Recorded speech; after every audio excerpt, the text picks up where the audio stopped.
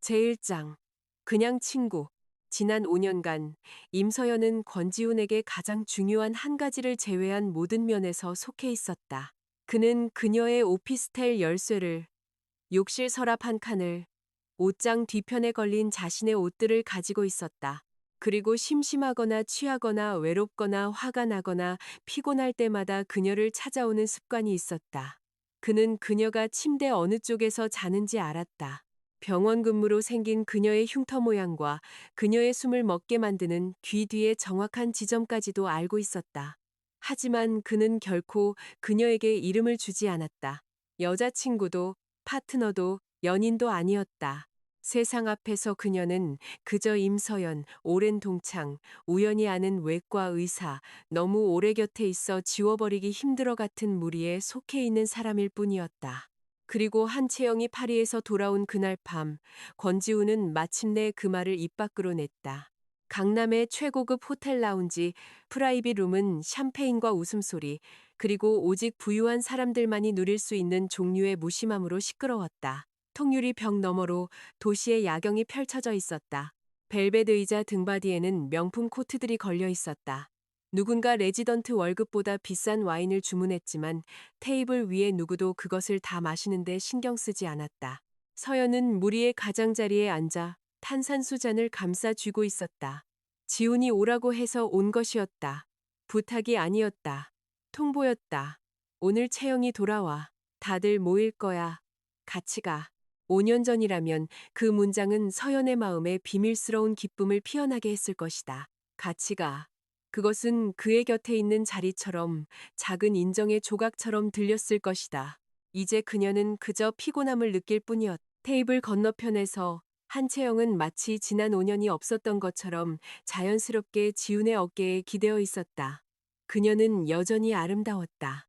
아마도 서연의 기억보다 더 부드러워졌지만 무용수들이 흔히 그렇듯 빛나는 모습이었다. 가느다란 목, 우아한 손목, 연약해 보이면서도 결코 통제력을 잃지 않도록 훈련된 눈빛. 그녀는 고등학교 시절 모두가 권지훈과 결혼할 것이라 생각했던 소녀였다. 그녀가 학교 축제에서 춤을 출 때 지훈은 그 옆에서 피아노를 연주했다. 그들은 그 해의 골든 커플이었다. 재벌가의 아들과 재능 있는 소녀. 서연의 어머니. 당시 교감 선생님이 서연의 침대 매트리스 밑에서 일기장을 발견하기 전까지 호박 속에 보존된 첫사랑이었다. 권지훈에 대한 애처롭고 숨 가쁜 페이지들로 가득 찬 유치한 일기장. 우연과 어른들의 의심으로 인해 지훈과 채영의 비밀 연애가 드러나게 된 그 일기장. 채영은 2주 후 파리로 유학을 떠났다. 지훈은 결코 서연을 용서하지 않았다. 그러나 졸업 후 5년, 그는 한 병원 자선 행사에서 그녀를 다시 찾아냈다. 그는 이미 YS그룹의 유력한 후계자였고, 검은 턱시도를 입은 모습은 차갑고 오만하며 불가능할 정도로 잘생겨 있었다. 서연은 눈 밑에 다크서클이 짙은 외과 레지던트였다.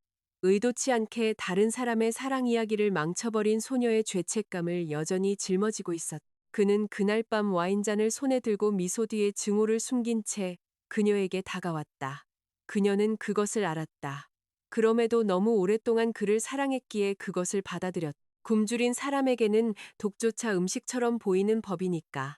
채영아, 박준서가 짓궂은 미소를 지으며 그녀를 향해 잔을 들어 올렸다. 네가 떠난 후에 지훈이가 얼마나 제정신이 아니었는지 알아? 내 무용 의상에 있던 그 리본, 꼭 속옷끈처럼 생긴 거. 그걸로 팔찌 만들어서 5년 동안 차고 다녔잖아. 테이블 주위에서 웃음이 터져 나왔다. 채영의 뺨이 붉어졌다. 그녀는 지훈에게 더 가까이 몸을 붙이고 그의 손목을 들어 올렸다. 그의 소매 아래로 어두운 색의 옅은 끈이 보였다. 그녀의 손끝이 그것을 부드럽게 스쳤다. 아직도 내 생각하고 있었네. 이 오랜 시간 동안. 그녀가 장난스럽게 말했다. 그러고는 그녀의 시선이 밝고 미소 띈 채 서연을 향했다. 지훈이처럼 잘생긴 남자를 내가 없는 동안 아무도 마음을 훔치지 못했나 봐. 테이블은 다시 한번 웃음바다가 되었다. 서연은 모든 시선이 잠시 자신에게 쏠렸다가 이내 거두어지는 것을 느꼈다. 그 테이블에 누구도 진실을 몰랐기 때문이었다. 지훈의 팔이 채영의 허리를 더 단단히 감쌌다. 그는 그녀를 내려다보았고 그의 눈에 담긴 미소는 서연이 5년 동안 소리 없이 애원했던 것이었다. 말도 안 되는 소리 하지 마. 그의 목소리는 낮고 다정했다. 우린 그냥 친구야. 그냥 친구. 그 말은 너무나 깔끔하게 밝혀서 서연은 거의 감탄할 뻔했다. 망설임도 죄책감도 미안한 기색도 없었다. 5년간의 밤, 아픔, 기다림, 다정함, 굴욕, 그리고 희망을 한순간에 아무것도 아닌 것으로 만들어버리는 그저 편안하고 우아한 한 문장이었을 뿐. 잠시 서연은 무너져 내릴 것 같다고 생각했다. 대신 그녀는 미소 지었다. 네, 그녀는 잔을 부드러운 소리와 함께 내려놓으며 말했다. 우린 그냥 친구죠. 지훈의 입꼬리가 희미하게 올라갔다. 그는 그녀를 한 번 거의 만족스럽다는 듯이 쳐다보았다. 마치 그녀가 자신의 역할을 잘 수행했다는 듯이 착한 아이, 분별 있는 아이, 그림자 속에 머무는 법을 아는 아이. 테이블의 누구도 그들의 교감을 눈치채지 못했다. 그들의 웃음소리는 계속되었. 채영이 지훈에게 몸을 숙여 귓속말을 했다.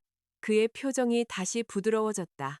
한때 그가 가끔 돌아봐 주는 것만으로도 무엇이든 견딜 수 있다고 믿었던 서연은 갑자기 이 모든 것이 지루하게 느껴졌다.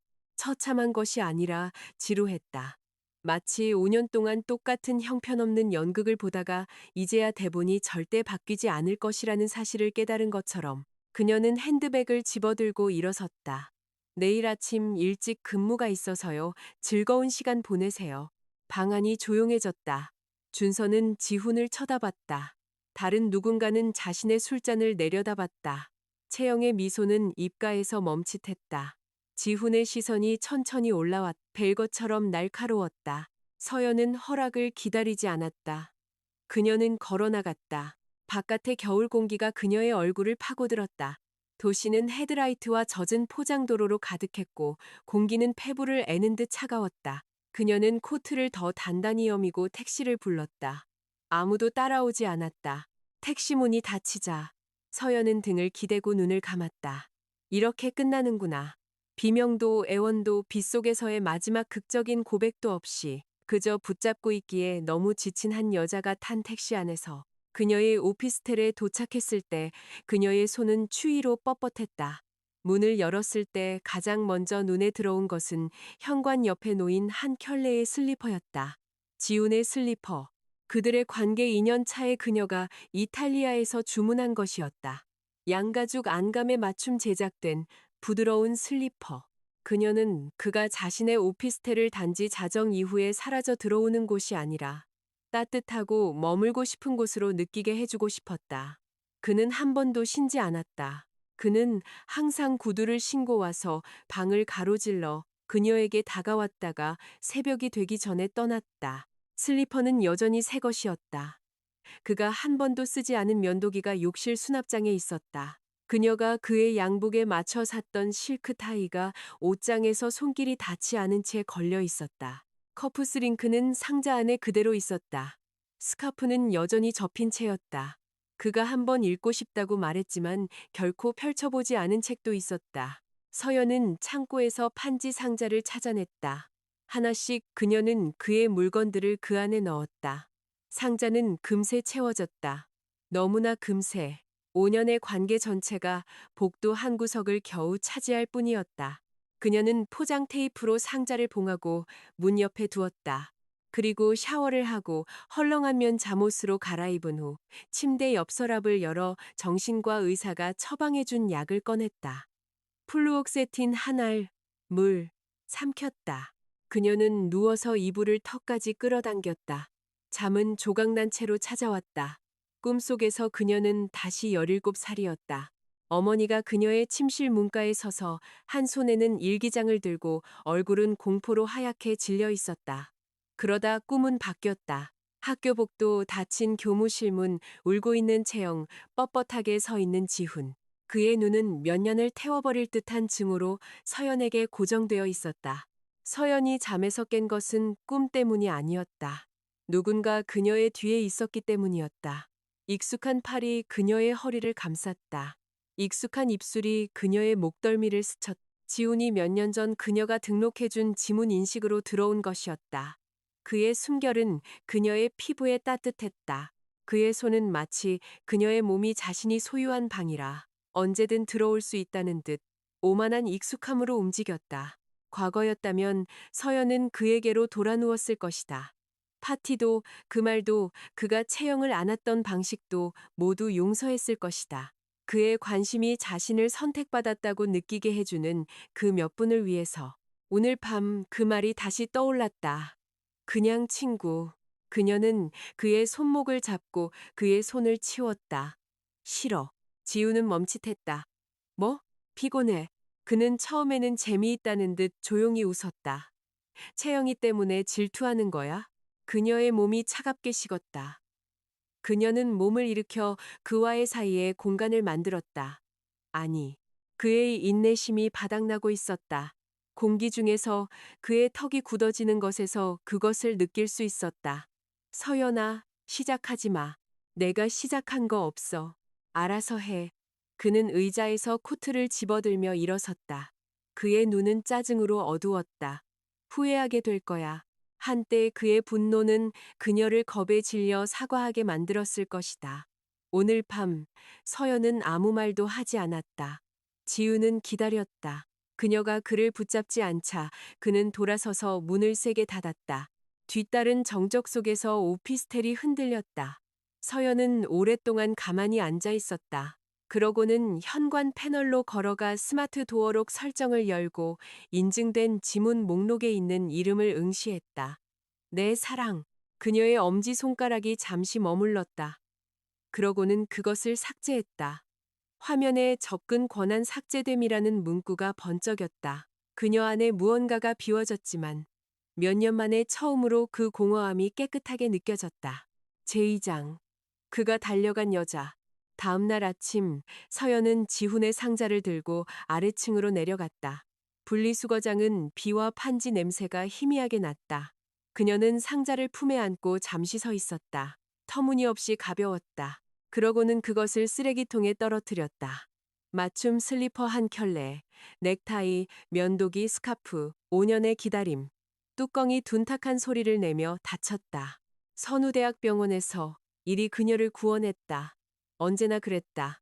응급실은 그녀의 집중력을 한 올도 남김없이 요구할 만큼 바빴다. 쇄골이 골절된 자전거 운전자, 흉통을 호소하는 노부인, 놀이터에서 넘어져 꿰매야 하는 아이, 차트, 스캔, 검사 결과, 의뢰서, 낯선 이들을 지탱하는 끝없는 작은 결정들. 몇 시간 동안 서연은 지훈을 생각하지 않았다. 그러다 점심시간 직전, 그녀는 접수화면에서 그의 이름을 보았다. 권지훈. 그녀의 손가락이 키보드 위에서 멈췄다. 진료실 문이 열렸다. 지훈이 채영을 품에 안고 들어왔다. 그는 마치 그녀가 유리로 만들어진 것처럼 안고 있었다. 한 팔은 그녀의 무릎 아래에, 다른 한 팔은 등 뒤에. 추위에도 불구하고 그의 코트는 열려 있어 그의 얼굴에는 사랑하는 사람이 아프다는 이유로 온 병원이 더 빨리 움직여야 한다고 생각하는 남자의 불안한 초조함이 서려 있었다. 채영은 부끄러워 보였지만 내려올 만큼 부끄럽지는 않은 듯했다. 임 선생님, 그녀가 상냥하게 말했다. 바쁘신데 죄송해요. 리허설 중에 발목을 삐었는데 지훈 씨가 선생님이 여기 계시다고 해서요. 서연은 새 마스크를 썼다. 전문성은 그녀가 수년간 갈고 닦은 갑옷이었다. 의자에 앉히세요. 지훈의 눈이 그녀의 얼굴에 머물렀다. 아마도 질투를 혹은 애원을 기대했을 것이다. 서연은 손을 씻고 장갑을 끼고 채영의 부은 발목 앞에 쭈그려 앉았다. 어떻게 다치셨어요? 무용 연습 중에요. 채영이 말했다. 착지를 잘못했어요. 물론 무용이지. 서연은 학교 축제를 떠올렸다. 흰 옷을 입은 채영, 피아노 앞에 지훈, 모두가 마치 운명의 순간을 보는 것처럼 박수를 쳤던 그 모습. 서연은 관절 주위를 부드럽게 누르고 발목을 돌려 가동 범위를 확인했다. 채영이 작게 신음했다. 아파요. 지훈의 목소리가 방을 가로질렀다. 좀 더 부드럽게 할 수 없어요? 환자들을 다 그렇게 다룹니까? 서연의 손이 반초 동안 멈칫했다. 골절 여부를 확인하기 위해 이 검사는 필수적입니다. 그녀가 차분하게 말했다. 채영이 지훈의 소매를 만졌다. 지훈 씨, 너무 심하게 말하지 마요. 서연 씨랑 저 동창이잖아요. 그는 미간을 찌푸렸지만 아무 말도 하지 않았다. 그것이 그의 비난보다 서연을 더 놀라게 했다. 그는 채영의 말을 들었다. 5년 동안 서연은 지훈의 기분에 맞춰 자신을 구부리는 법을 배웠다. 그가 화를 내면 그녀는 부드러워졌다. 그가 침묵하면 그녀는 기다렸다. 그가 사라지면 그녀는 변명했다. 그가 돌아오면 그녀는 마치 부재가 자신을 텅 비게 만들지 않았던 것처럼 그를 환영했다. 채영이 한번 잡아당기자 그는 멈췄다. 서연은 처방전과 진료 기록지를 인쇄했다. 골절 의심 없음. 처음 24시간 동안 냉찜질, 이후 국소 소염 진통 젤과 가벼운 마사지, 부기가 심해지면 엑스레이 촬영. 그녀는 서류를 지훈에게 건넸다.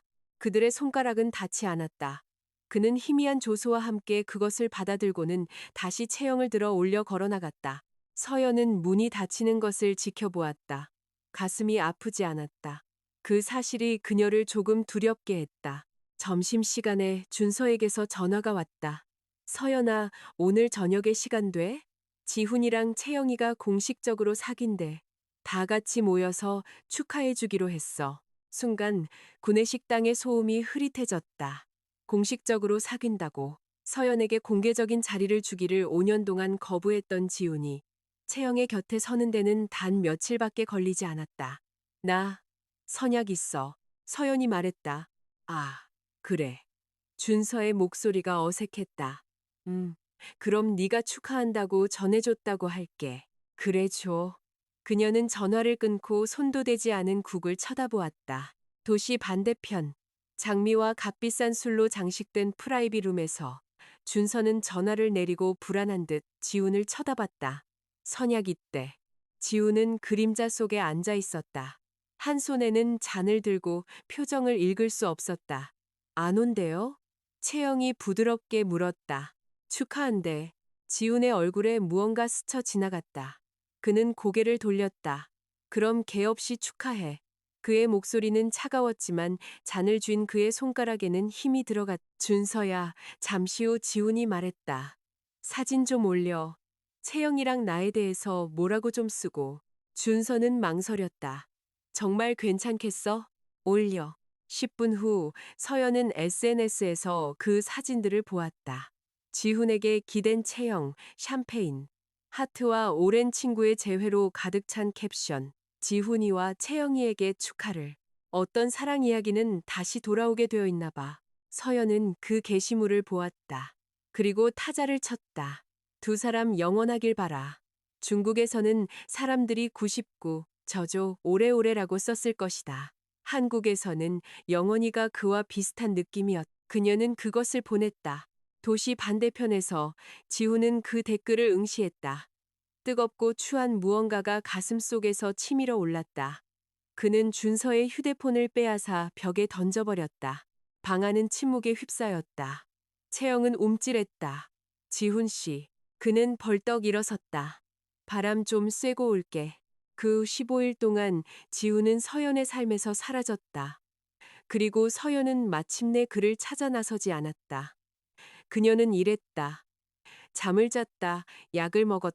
회의에 참석했고 과장이 그녀에게 끝내라고 압박하던 수술 논문을 썼다. 생각날 때 밥을 먹었고 잠자는 것을 잊었을 때 커피를 마셨으며 지훈이 문자를 보냈는지 여부에 따라 하루가 결정되지 않을 수 있다는 것을 서서히 발견했다. 그러다 자정에 준서에게서 전화가 왔다. 서연아, 시끄러운 술집 소음 너머로 그의 목소리가 긴장되어 있었다. 지훈이가 취했어. 엄청. 와서 좀 데려가 줄 수 있어? 서연은 침대에서 일어나 앉아 한 손으로 관자놀이를 눌렀다. 채영이한테 전화해. 둘이 싸웠어. 내 말은 듣지도 않아. 계속해서. 준서는 말을 멈췄다. 있잖아, 항상 걔를 집에 데려다 줄 수 있는 건 너였잖아. 제발. 예전에 내가 너희 아버지 회사 자금 문제 도와줬던 거 기억나? 이번 한 번만. 그 오랜 빚이 그녀의 목을 조르는 손처럼 느껴졌다. 알았어. 그녀가 말했다. 주소 보내. 그녀가 도착했을 때 지우는 부스에 쓰러져 있었다. 넥타이는 느슨해지고 속눈썹은 내려앉아 있었다. 어두운 조명 아래 그는 창백해 보였. 그 모습은 그녀 안에 오랜 공황을 불러일으켰어야 했다. 그러지 않았다. 준서는 그녀가 그를 차에 태우는 것을 도왔다. 길가에서 그는 그녀의 얼굴을 너무 오래 쳐다봤다. 있잖아, 준서가 갑자기 말했다. 너랑 채영이 좀 닮은 것 같아. 서연의 손이 차문에서 얼어붙었다. 뭐? 완전히는 아니고 그는 무심하게 말했다. 얼굴형이나 눈매가 비슷한가. 자세히 봐야만 알 수 있어. 세상이 기울어지는 것 같았다. 서연은 조수석에 의식을 잃은 지훈을 태우고 운전했고 준서의 말은 모든 빨간 신호등마다 메아리 쳤다. 너랑 채영이 좀 닮은 것 같아. 지훈이 몇 년 전 채영과 싸운 후 그녀의 얼굴을 그토록 자주 만졌던 이유가, 그가 가끔 그녀를 꿰뚫어 보려는 듯 쳐다봤던 이유가, 그녀의 어머니가 채영을 떠나게 한 것을 비난하면서도 그녀에게 왔던 이유가 당연했다. 그녀는 사랑받은 것이 아니었다. 편리했던 것이다. 올바른 외곽선, 올바른 죄책감, 올바른 약점을 가진 대용품. 건물 밖에 주차했을 때 마침내 눈물이 터져 나왔다. 소리 없는 굴욕적인 눈물. 그녀는 운전대에 이마를 기대고 이용당하는 것을 선택받는 것으로 착각했던 소녀를 위해 울도록 내버려 두었다. 그러고는 얼굴을 닦고 지훈을 위층으로 끌고 가 소파에 눕혔다. 아침에 그녀가 식탁에 아침 식사를 차리고 있을 때 그가 뒤에서 다가왔다. 그의 팔이 그녀의 허리를 감쌌다. 머리 아파. 그가 그녀의 어깨에 기대어 중얼거렸. 숙취 해소제 있어? 한때 그녀는 꿀물, 약, 따뜻한 국, 부드러운 목소리를 준비해 두었을 것이다. 이제 그녀는 그의 팔에서 벗어났다. 내 여자친구한테 충실해야지. 지훈은 눈을 깜빡이다가 나른하게 미소 지었다. 아직도 그냥 친구 때문에 화났어? 서연은 그를 쳐다보았지만 할 말을 찾지 못했다. 그의 눈이 가늘어졌다. 선을 넘지 마. 그녀가 대답하기도 전에 그의 휴대폰이 울렸다. 채영의 우는 목소리가 방 안으로 희미하게 들려왔다. 지훈 씨, 어쩌면 우린 서로 안 맞는 것 같아요. 돌아온 게 실수였을지도 몰라요. 그의 자세가 즉시 변했다. 어디야? 그가 물었다. 지금 갈게.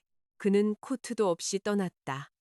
서연은 그가 가는 것을 지켜보았다. 그녀는 그 등을 너무나 많이 보았. 그녀의 침대를 떠나는, 그녀의 오피스텔을 떠나는, 그녀를 뒤로 하고 떠나는. 이번에는 그녀는 움직이지 않았다. 30분 후 그녀는 휴대폰을 들어 과장에게 메시지를 보냈다. 부산백병원 파견 프로그램에 아직 외과 의사 필요하죠? 제가 가겠습니다. 답장은 거의 즉시 왔다. 정말 확실한가? 서연은 텅 빈 현관을 보았다. 네, 제3장. 그녀가 떠나온 도시. 그날 오후 채영은 사진을 올렸다. 결혼 축복으로 유명한 작은 시골 성당에서 지훈의 손을 잡은 손. 촛불, 소원 리본. 겨울 햇살 아래 웃고 있는 채영. 그 옆에 무표정하지만 함께 있는 지훈. 그녀의 캡션은 이랬다. 마침내 우리 젊은 날의 후회를 만회하며. 단체 채팅방이 폭발했다. 사람들은 하트를 보냈다. 옛 동창들은 청첩장에 대해 농담을 했다. 누군가는 지훈과 채영은 언제나 필연적이었다고 말했다. 서연은 직원 휴게실에 서서 손에 든 종이컵에 커피가 식어가는 동안 그 모든 것을 읽었다. 몇 년 전 그녀는 지훈에게 바로 그 성당에 같이 가자고 애원했었다. 그는 그것을 미신이라며 일축했었다. 난 그런 감상적인 헛소리 안 믿어. 분명 채영이 부탁했을 때는 믿었던 모양이다. 서연은 메시지 하나를 입력했다. 축하해. 그리고 단체 채팅방을 나갔다. 그녀는 자신의 퇴장이 즉각적인 파장을 일으킬 줄은 몰랐다. 서연이는 왜 나갔지? 지훈이랑 싸웠나? 둘이 친하지 않았어? 지훈은 메시지가 늘어나는 화면을 응시했다. 그의 얼굴이 어두워졌다. 나갔다고? 그래서 뭐? 너희들 걔 없이는 대화도 못해? 그가 쏘아붙였다. 채팅방은 조용해졌다. 나중에 그는 서연과의 개인 대화창을 열고 빈 입력창을 오랫동안 쳐다보았다. 왜 단톡방 나갔어?를 입력했다. 지웠다. 유치하게 굴지 마.를 입력했다. 그것도 지웠다. 결국 그는 아무것도 보내지 않았다. 서연은 다음 몇 주 동안 부산으로 갈 준비를 했다. 인수인계 서류, 부서 양식, 임대 계약, 연구 수정. 그녀의 달력은 기억에 잠길 틈이 없을 만큼 꽉 찼다. 어느 토요일 과장이 그녀를 학술교류 만찬에 초대했다. 불행히도 그 행사는 그들의 옛 고등학교 우수 졸업생 동문회와 합쳐져 있었다. 서연은 좌석 배치도를 보고 거의 돌아설 뻔했다. 그들의 학년은 한 테이블을 차지했다. 중앙 근처의 유일한 빈자리는 지훈 옆이었다. 다른 하나는 그녀가 몇 년 동안 보지 못했던 남자 옆이었다. 최민준. 그는 그들의 반에서 전교 1등이었다. 조용하고 눈이 맑고 10대 소년들에게서는 보기 드문 방식으로 온화했다. 한 학기 동안 그와 서연은 짝이었다. 졸업 후 그들은 연락이 끊겼다. 민주는 그녀가 다가오자 고개를 들었다. 임서연, 그가 미소 지으며 말했다. 오랜만이다. 그녀는 지훈 대신 그의 옆에 앉았다. 정말 오랜만이네. 저녁 식사는 정중한 직업적 근황 이야기로 시작되어 필연적으로 학교 시절의 추억으로 흘러갔다. 채영의 무용 공연, 지훈의 피아노, 그가 무용실 밖에서 아침밥을 들고 기다렸다는 소문이 돌던 아침, 그가 조회 시간대 채영을 험담으로부터 공개적으로 변호했던 일, 모두가 마치 서연이 그곳에 앉아있지 않은 것처럼, 마치 그녀가 그 이야기의 결과를 몇 년 동안 짊어지지 않은 것처럼 말했다. 음식이 나왔다. 누군가 회전 테이블을 돌리자 마늘 갈비 한 접시가 서연 앞에 멈췄다. 민준이 그것을 향해 손을 뻗었다. 이거 좋아했었지? 그렇지? 서연이 대답하기도 전에 지훈의 목소리가 테이블을 가로질렀다. 쟤 마늘 안 먹어. 즉각적인 침묵이 흘렀다. 민주는 그를 쳐다봤지만 반박하지 않았다. 서연은 갈비를 쳐다보았다. 그녀는 마늘을 아주 좋아했다. 지훈이 싫어했다. 5년 동안 그녀는 그가 그 냄새를 싫어한다는 이유로 마늘 먹는 것을 그만두었다. 시간이 지나면서 사람들은 그녀에 대해 잘못된 것을 알게 되었다. 심지어 지훈조차도. 아마도 특히 지훈이. 서연은 젓가락을 들고 갈비 한 점을 집었다. 그녀는 접시에 있는 모든 조각을 먹었다. 지훈의 표정은 그녀가 한 입 먹을 때마다 더욱 험악해졌다. 저녁 식사가 끝났을 때 서연은 밖으로 나와 카카오티 앱을 열었다. 그녀가 확인을 누르기 전에 검은색 제네시스 G90이 길가에 멈춰서고 창문이 내려갔다. 민준이 운전석에 앉아 한 손을 가볍게 핸들 위에 올려놓고 있었다. 여기서 차잡기 힘들어. 그가 말했다. 집까지 태워다 줄게. 그녀는 망설였다. 그가 덧붙였다. 부담 갖지 마. 나도 그쪽 방향이야. 그는 아니었다. 그녀는 그가 아니라는 것을 알았지만 밤은 추웠고 그녀는 몹시 피곤했다. 고마워. 차 안은 조용했다. 민주는 캐묻지 않았다. 지훈에 대해 묻지 않았다. 어색한 위로로 침묵을 채우지도 않았다. 그는 그저 조심스럽게 운전했고 난방을 약간 더 따뜻하게 조절했으며 그녀의 건물 앞에서 멈췄다. 잘 가, 서연아. 잘 가. 몇 주 만에 처음으로 그녀는 긴장하지 않고 아파트에 들어섰다. 그때 어둠 속에서 한 손이 그녀를 낚아챘다. 서연은 등이 현관 수납장에 부딪히자 숨을 헐떡였다. 엉덩이에 통증이 찌르듯 퍼졌다. 지훈의 입술이 분노에 차고 징벌적으로 그녀의 입술에 부딪혔다. 그녀는 그의 가슴을 밀쳤지만 그는 한 번도 거절당할 것이라고 상상해 본 적 없는 남자의 완전한 오만함으로 그녀를 꼼짝 못하게 했다. 내 지문 삭제했더군. 그가 그녀의 입술에 대고 말했다. 그리고 이제 최민준이 널 집에 데려다 주게 놔두고.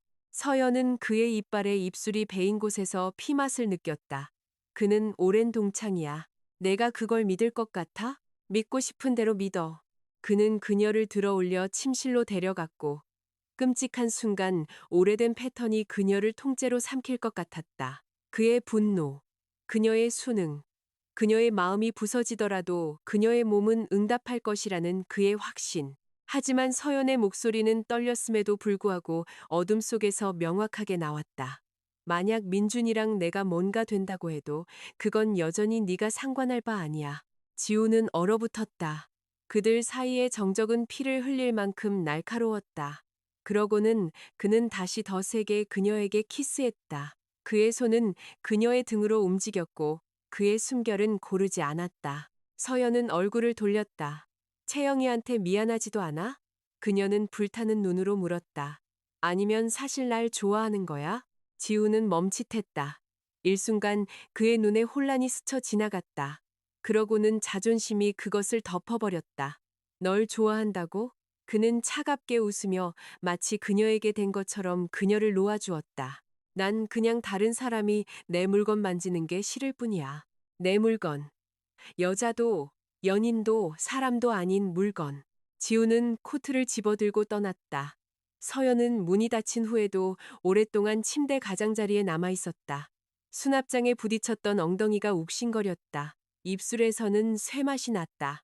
그녀는 떨리는 손으로 약을 먹고 상처를 닦고 허리에 멍에 연고를 발랐다. 그때 그녀의 휴대폰이 울렸. 최민준. 이번 주말에 시간 괜찮아. 친구가 연극표 2장을 줬는데 집에 데려다 준 것에 대한 감사 표시라고 생각해줘. 서연은 거의 거절할 뻔했다. 대신 그녀는 좋아라고 입력했다. 제사장. 기억해주는 남자. 공연은 아름다웠다. 서연은 객관적으로 그 사실을 알았다. 비록 무대 위에 채영을 보는 것이 가슴속 무언가를 조여오게 했음에도 그녀는 옅은 금빛 조명 아래서 우아하고 무게감 없이 춤을 췄고 서연은 아마도 처음으로 씁쓸함 없이 왜 17살의 지훈이 그녀와 사랑에 빠졌다고 믿었는지 이해할 수 있었다. 막이 내렸을 때 민준이 서연에게 몸을 기울였다. 사람 많으니까 여기서 기다려. 내가 코트 가져올게. 그녀는 고개를 끄덕였다. 극장 안은 박수와 목소리의 강물이었다. 서연은 자리에 남아 사람들이 출구로 흘러가는 것을 지켜보았다. 그때 무대 근처에서 새로운 환호성이 터져나왔다. 지훈이 꽃다발을 들고 걸어 들어온 것이었다. 그는 계단을 올라 채영에게 꽃을 건네고 장미꽃 사이에서 반지 상자를 꺼냈. 반지는 가늘고 섬세하며 눈에 띄지 않을 만큼 비쌌다. 그는 카메라 플래시가 터지는 동안 채영의 약지에 그것을 끼워주었다. 완벽한 공연 축하해. 그가 말했다. 채영의 눈이 빛났다. 그들 주위의 관객들이 웅성거렸다. 서연은 고개를 돌렸다. 지훈도 지난 몇 년간 그녀에게 선물을 주었었다. 가방, 팔찌, 향수. 비서들이 고르고 사과를 대신할 만큼 비싼 상자에 담겨 배달된 것들. 하지만 반지는 한 번도 없었. 한 번은 그들의 4주년에 간단한 커플링을 사자고 물었었다. 반지는 약혼한 커플이나 끼는 거야. 그가 말했었다. 이제 그는 관객 앞에서 채영에게 반지를 주었다. 그것이 모든 것에 대한 답이었다. 서연은 떠나기 위해 일어섰다.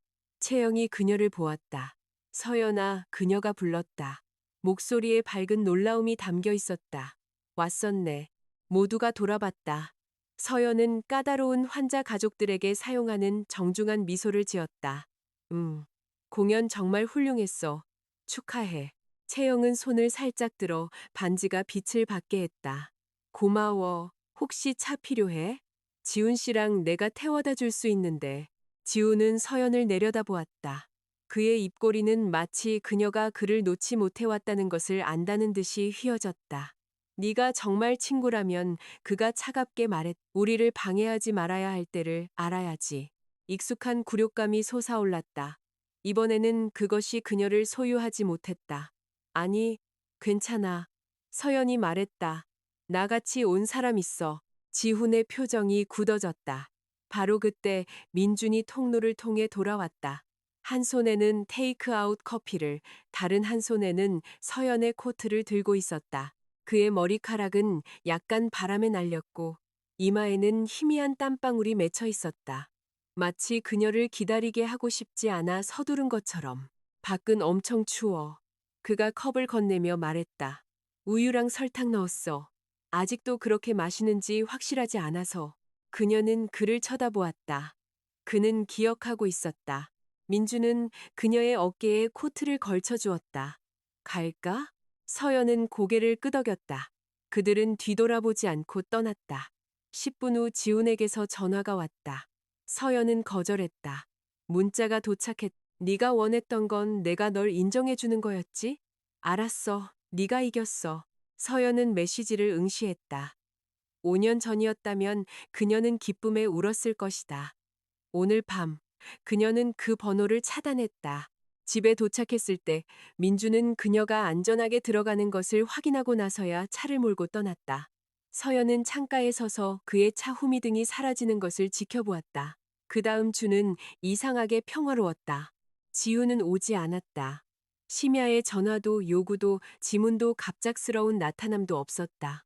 서연은 그 없는 삶이 더 가볍다는 것을 조용한 충격과 함께 깨달았다. 그녀는 휴대폰을 확인하지 않고 아침을 먹을 시간이 있었다. 논문을 수정할 시간이 있었다. 부산으로 갈 짐을 쌀 시간이 있었다. 자신이 마늘, 진한 커피, 따뜻한 빵, 작은 극장, 눈 온 뒤의 산책, 그리고 벌주지 않는 침묵을 좋아한다는 것을 기억할 시간이 있었다. 그러다 늦은 근무를 마치고 집으로 가는 길에 그녀는 건물 밖에서 기다리고 있는 지훈을 발견했다.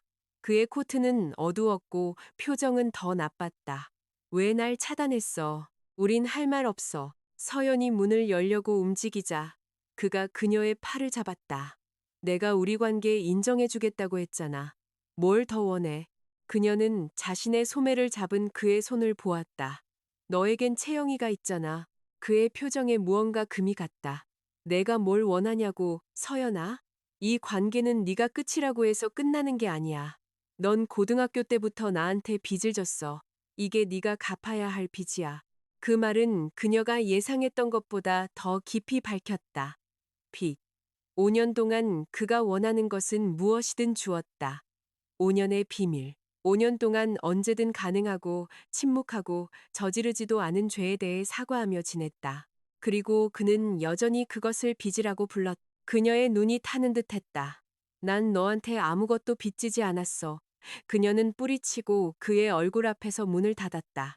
안에서 그녀는 무릎이 바닥에 닿을 때까지 문에 기대어 미끄러져 내렸다. 문 하나가 그들을 갈라놓았다.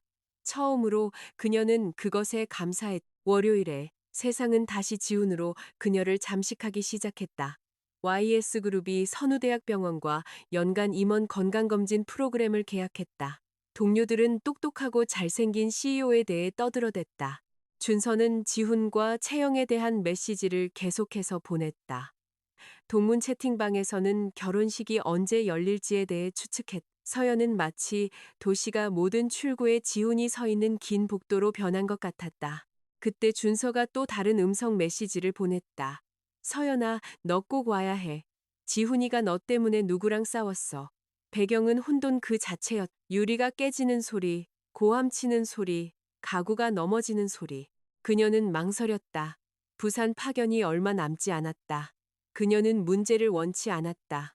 경찰서, 기록, 스캔들, 병원 가십을 원치 않았다. 그녀는 깨끗한 퇴장을 원했다. 그래서 그녀는 갔다.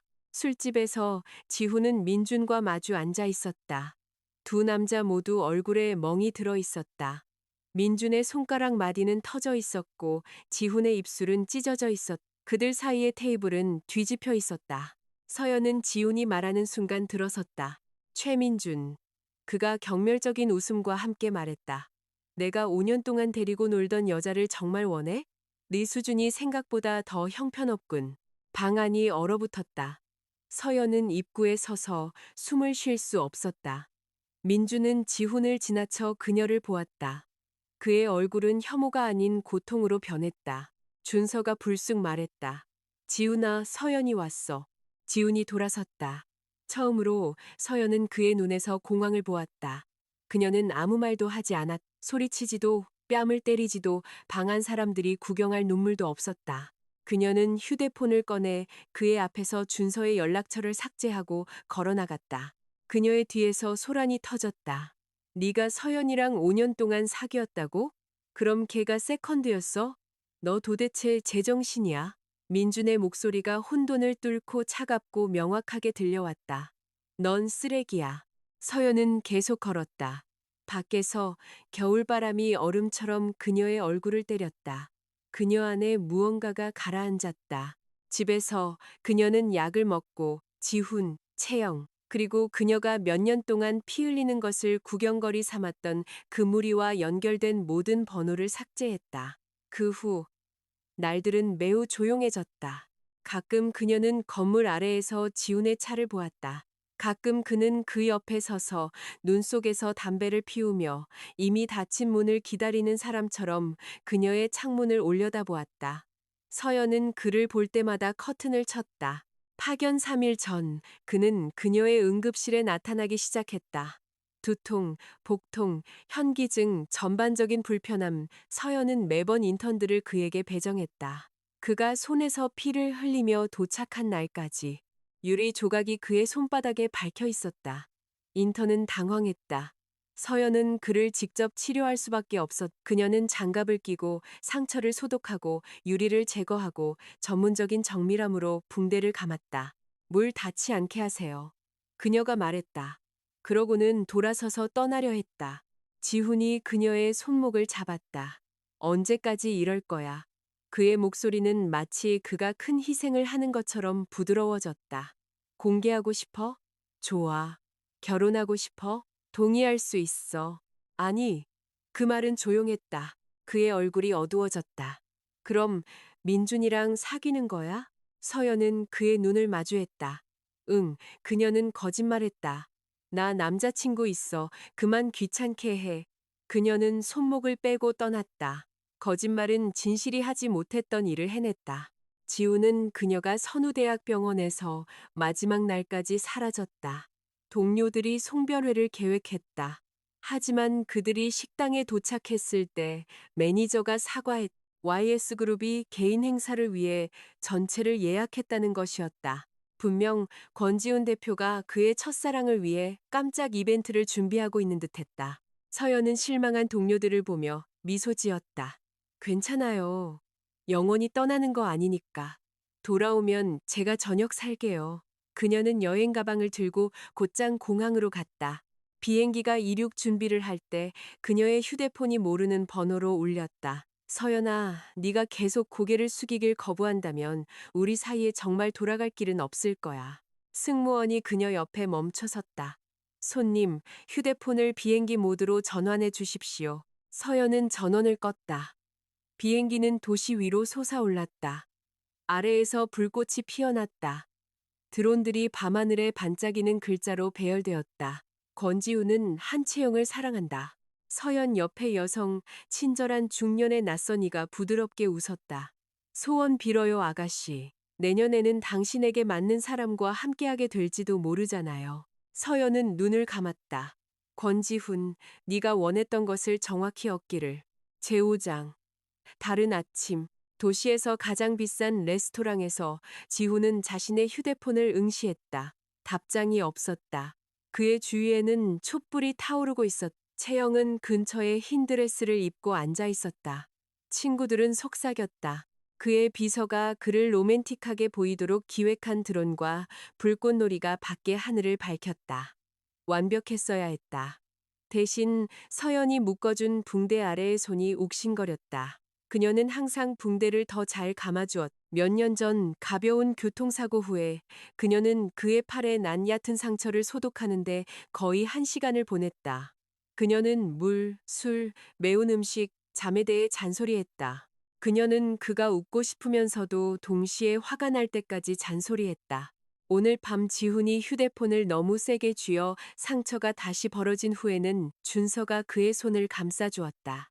그것은 보기 흉하고 너무 꽉 조이며 고통스러웠다. 지훈은 그것이 싫었다. 그는 서연이 더 이상 신경 쓰지 않는다는 사실이 더 싫었다. 지훈 씨, 채영이 부드럽게 말했다. 괜찮아요? 그는 그녀를 보았다. 채영은 아름다웠다. 그가 한때 영원히 잃었다고 믿었던 소녀. 그가 서연을 사랑할 수 없다는 증거로 삼았던 소녀. 그녀의 귀환이 그 안에 무언가를 회복시켜 주었어야 할 소녀. 하지만 그녀가 걱정스러운 표정을 지었을 때 그는 고마움을 느꼈다. 서연이 걱정스러운 표정을 지었을 때 그는 한때 소유당한 기분을 느꼈었다. 이제 그는 너무 늦게 그 차이를 이해했다. 괜찮아. 그가 말했다. 나중에 취하고 불안한 상태에서 그는 서버의 휴대폰을 빌려 기억 속의 서연의 번호로 전화를 걸었다. 통화가 연결되었다. 나 취했어. 지훈이 말했다. 와서 데려가. 잠시의 침묵. 그러고는 한 남자의 목소리가 의도적으로 낮게 들려왔다. 피곤해서 자고 있어요. 못 가요. 지훈의 피가 불타올랐다. 최민준, 권지훈 씨. 그녀는 어디 있죠? 제 집에 있습니다. 민준이 차분하게 말했다. 제 침대에서요. 그러고는 전화를 끊었다. 바로 그 순간 부산의 한 게스트 침실에서 서연은 회색 담요 아래에서 열이 내린 채 잠들어 있었다. 민주는 그녀의 휴대폰을 내려놓았다. 그는 출장에서 돌아오는 길에 공항에서 그녀를 발견했다. 그녀는 창백해 보였고 택시 승강장 쪽으로 두 걸음 옮기다가 쓰러졌다. 체온은 높았고 혈당은 낮았으며 그녀의 병원 숙소 열쇠는 아침이 되어야 받을 수 있었기에 갈 주소도 없었다. 그래서 그는 그녀를 집으로 데려왔다. 그는 그녀의 열이 내리는 것을 확인하기 위해 1시간 동안 침대 옆 바닥에 앉아 있었다. 이제 지훈의 전화를 받은 후 그는 손등으로 그녀의 이마를 만져보았다. 시원해졌다. 그는 조용히 일어나 램프를 끄고 나갔다. 아침은 부드러운 빛과 함께 왔다. 서연은 낯선 방에서 깨어나 너무 빨리 몸을 일으켰다. 어지럼증이 몰려왔다. 문이 열렸다. 민준이 따뜻한 물 한 잔을 들고 들어왔다. 깼네. 그가 말했다. 일단 마셔. 기억이 조각처럼 돌아왔다. 공항에서의 메스꺼움. 그녀 위로 나타난 민준의 얼굴. 차. 따뜻함. 잠. 미안해. 그녀가 잔을 받으며 말했. 어제 쓰러졌어. 그가 가볍게 말했다. 열이 나고 아무것도 먹지 않았더라. 병원 숙소가 어딘지 몰라서 이리로 데려왔어. 괜찮았으면 좋겠네. 괜찮았어. 고마워. 그녀는 주위를 둘러보았다. 부산에는 어쩐 일이야? 사업차. 그리고 우리 가족 집이 여기 있어. 그는 망설였다. 어젯밤에 지훈 씨한테서 다른 번호로 전화가 왔어. 내가 받았어. 서연의 손이 잔 주위로 굳어졌다. 뭐라고 했어? 데리러 오라고 했어. 물론이지. 불꽃놀이, 공개적인 선언, 채영, 온도씨가 지켜보는 와중에도 지우는 여전히 서연이 부르면 올 것이라고 기대했다. 넌 뭐라고 했는데? 자고 있다고 했어. 민주는 침대 이야기는 하지 않았다. 서연은 고개를 끄덕였다. 잘했어. 그의 얼굴에 희미한 안도감이 스쳐 지나갔다. 욕실에 세면도구 있어. 네가 뭘 좋아하는지 몰라서 몇 가지 사뒀어. 아침은 준비되면 먹어. 서연이 나왔을 때 식탁은 음식으로 가득했다. 토스트, 과일, 계란, 수프, 죽, 요거트, 커피, 차. 이거 다 네가 만들었어? 일부는 샀어. 민준이 그녀를 위해 의자를 빼주었다. 내 입맛이 변했는지 확실하지 않아서 기억 하나가 떠올랐다. 고등학교 시절. 채영이 떠난 후 지훈의 증오 아래 무너져 내리던 그녀의 세계. 분노한 어머니. 속삭이는 동창들. 서연이 연일 아침을 거르고 민준이 매일 아침 그녀의 책상 위에 따뜻한 샌드위치를 놓아주던 그 시절. 아직도 기억해? 중요한 건 다 기억해. 서연은 눈을 내렸다. 나한테 이렇게 친절하게 대해주면 안 돼. 왜? 난 그럴 자격이 없어. 대답은 생각 없이 나왔다. 말을 뱉고 나서야 그것이 얼마나 망가진 소리로 들리는지 깨달았다. 민주는 몸을 앞으로 숙였다. 그의 목소리는 부드러웠지만 단호했다. 그건 네가 결정할 일이 아니야. 그녀는 고개를 들었다. 내 눈에는 그가 말했다. 넌 최고를 받을 자격이 있어. 그녀의 가슴 속 무언가에 금이 갔다. 따뜻한 방. 그녀를 차지하기 위해서도 벌주기 위해서도 무언가를 증명하기 위해서도 아닌 단지 그녀가 먹기를 원했기 때문에 만들어진 아침 식사를 기억해주는 남자. 잠시 서연은 만약 처음부터 온화한 사람을 사랑했더라면 자신의 삶이 어땠을지 궁금했다. 그때 병원에서 응급 상담 전화가 왔다. 와줄 수 있냐고. 민주는 즉시 일어섰다. 내가 태워다 줄게. 차 안에서 그는 그녀에게 샌드위치와 따뜻한 우유 한 병을 건넸다. 거의 안 먹었잖아. 가는 길에 이거 먹어. 서연은 한 모금 마셨다. 따뜻함이 목을 타고 내려가 뱃속에 자리 잡았다. 그녀는 그가 운전하는 동안 그의 옆모습을 보았다. 그는 고등학교 때와 달라져 있었. 편안한 밝음은 조용한 견고함이 되어 있었다. 그는 여전히 자주 미소 지었지만 그 미소는 더 이상 인정을 구하지 않았다. 그것은 안식처를 제공했다. 너 변했네. 그녀가 말했다. 좋은 변화야. 나쁜 변화야. 좋은 쪽. 그녀가 말했다. 지금이 더 매력적이야. 그의 입꼬리가 거의 보이지 않게 휘어졌다. 병원 입구에서 서연은 문을 향해 서둘렀다. 한 손이 그녀의 손목을 낚아챘다. 지훈. 그의 눈은 어둡고 충혈되어 있었으며 사랑이라고 부르기에는 너무 폭력적인 무언가로 가득 차 있었다. 설명해. 어젯밤 서연은 그의 소나귀에서 벗어나려 했다. 놔.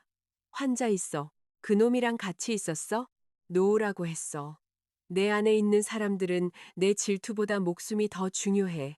그녀는 뿌리치고 달려갔다. 몇 시간 후 응급 환자가 안정되었을 때 그녀는 밖으로 나와 여전히 기다리고 있는 지훈을 발견했다.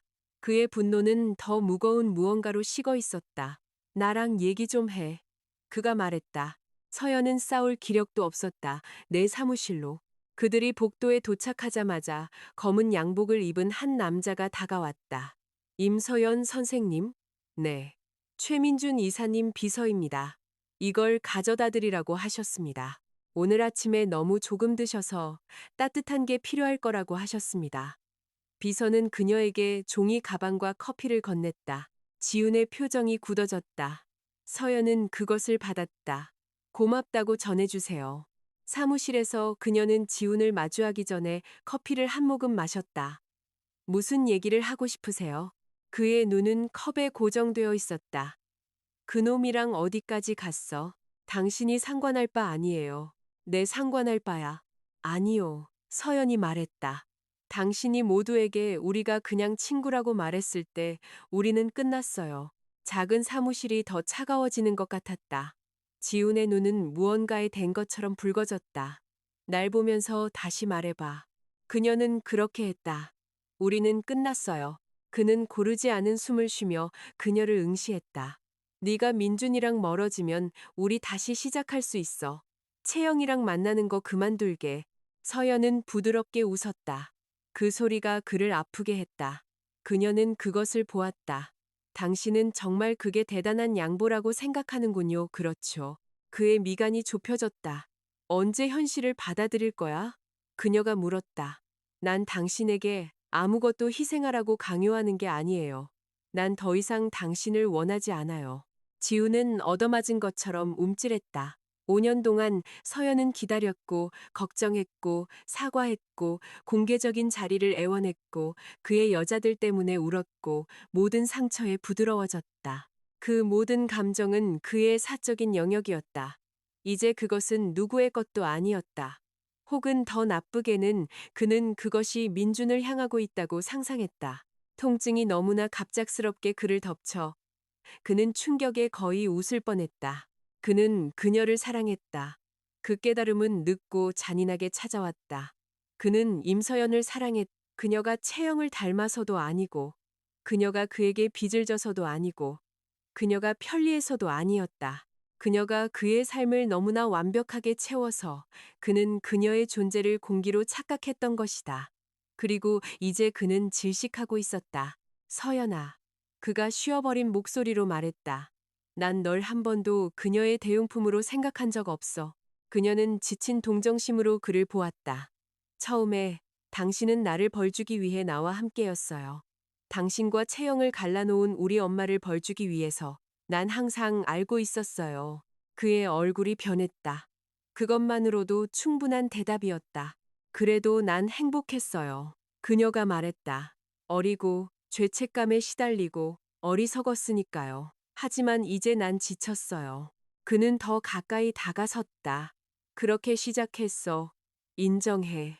하지만 변했어. 내가 변했다고. 아니요. 그녀가 말했다. 당신은 내가 떠나고 나서야 변했어요. 그는 그녀의 손을 잡으려 했다. 그녀는 손을 뺐다. 우린 아름다운 시작조차 없었어요. 지훈 씨. 어떻게 아름다운 끝을 기대하겠어요? 그는 가만히 서 있었다. 저 일해야 해요. 그녀가 말했다. 나가주세요. 문에서 그는 돌아섰다. 포기 안 해. 넌 나한테만 속할 수 있어.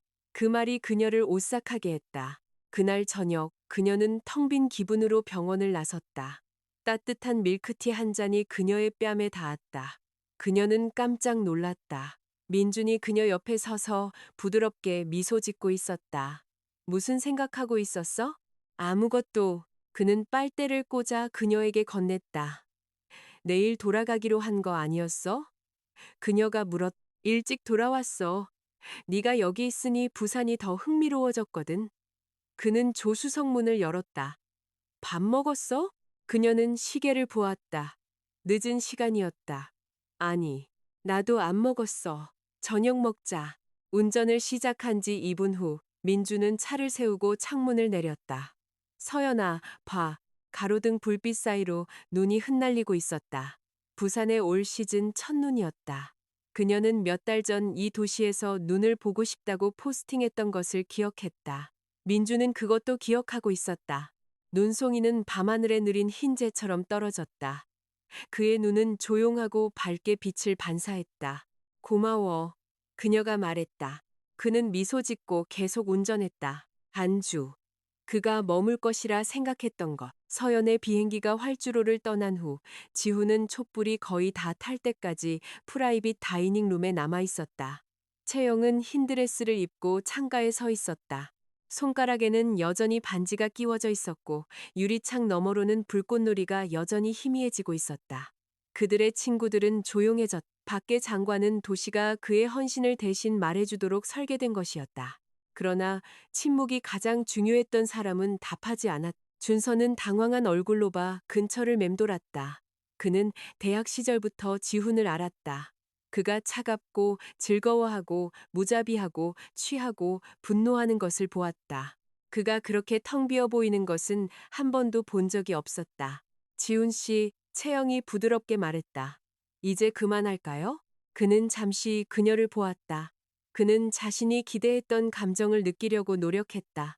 승리감, 향수, 안도감, 채영이 돌아왔다. 과거가 훔쳐갔던 소녀가 그의 곁에 서 있었다.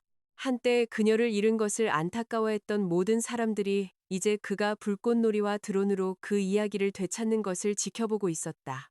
그러나 그를 채운 것은 승리감이 아니었다.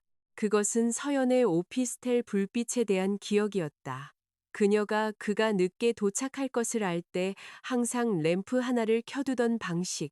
그가 피곤할 때 너무 많은 질문을 하지 않던 방식. 어떤 셔츠가 그의 목을 거슬리게 하는지 기억하고 조용히 그의 옷들 중에서 빼놓던 방식. 그녀가 머리를 틀어 올리고 욕조 가장자리에 앉아 환자 이름을 말하지 않으면서 수술 사례에 대해 이야기하며 그가 이메일에 답하는 동안 자신의 세계를 공유하려고 노력하던 방식. 그는 그것을 집착이라고 불렀다. 그는 그것을 예측 가능하다고 불렀다. 그는 그것을 빚이라고 불렀다. 이제 도시가 다른 여자를 향한 그의 사랑을 칭송하는 동안 그는 왜 자신의 가슴이 마치 공기가 빠져나간 것처럼 느껴지는지 의아했다. 채영은 반지를 빼서 테이블 위에 놓았다.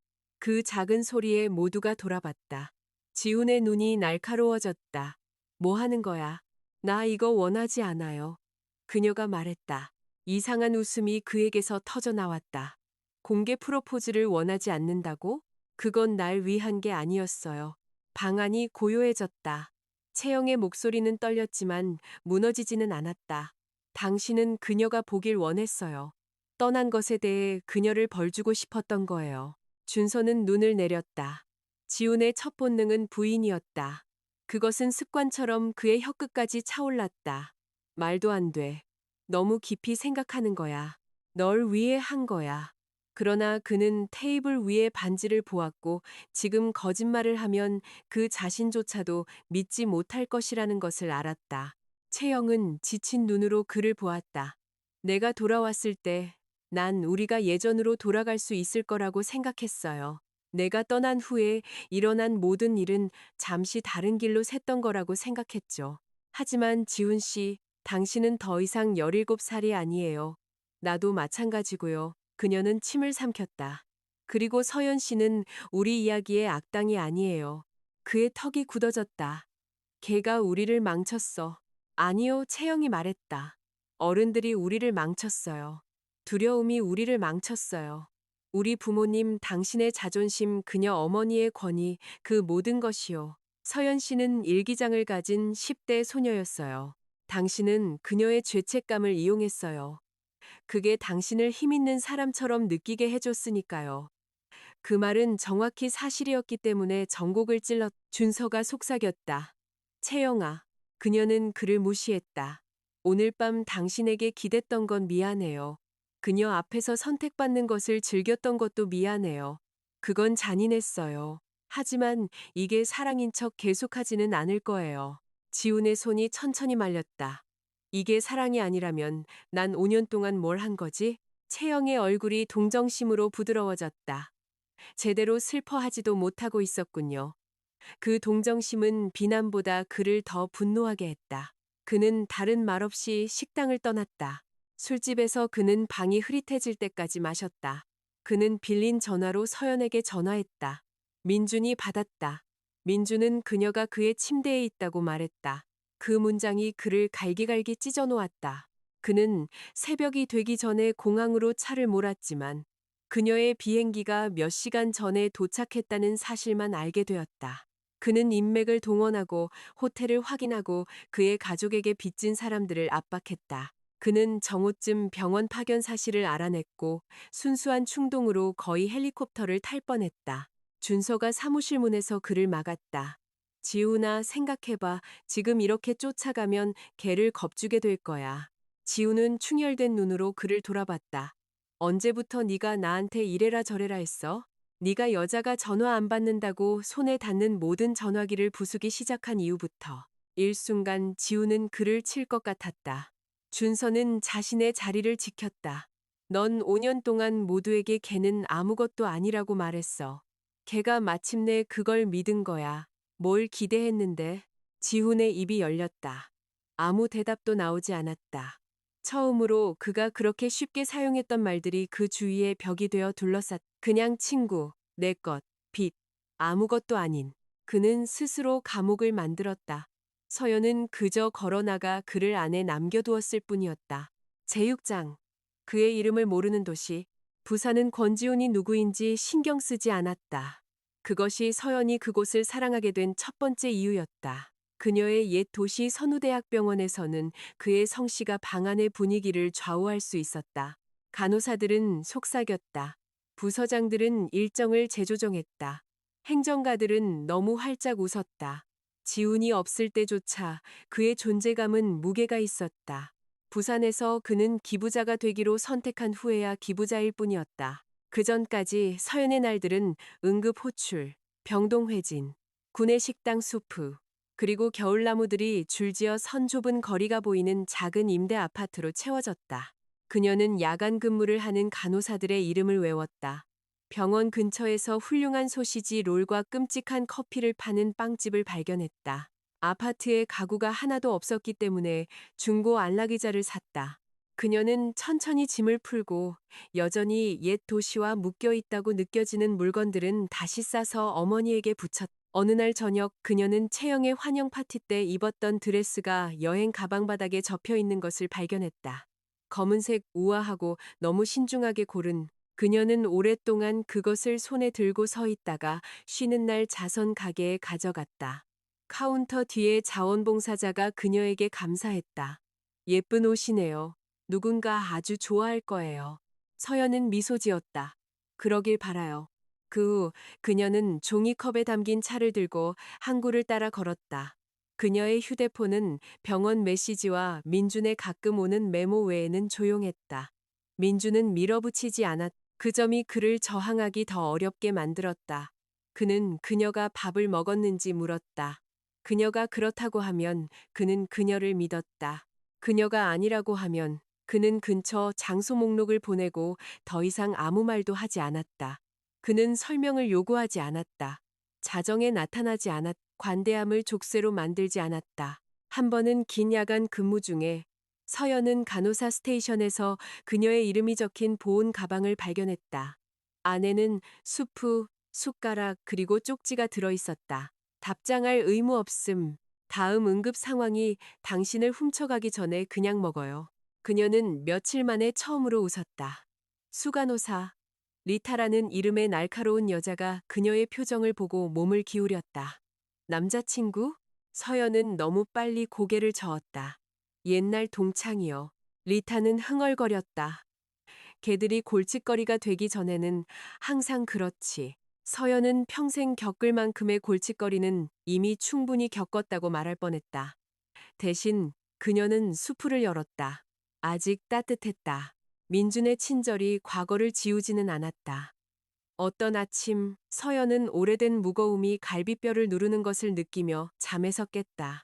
어떤 밤 그녀는 떨리는 손으로 약을 찾았다. 치유는 한 번 통과하면 끝나는 문이 아니었다.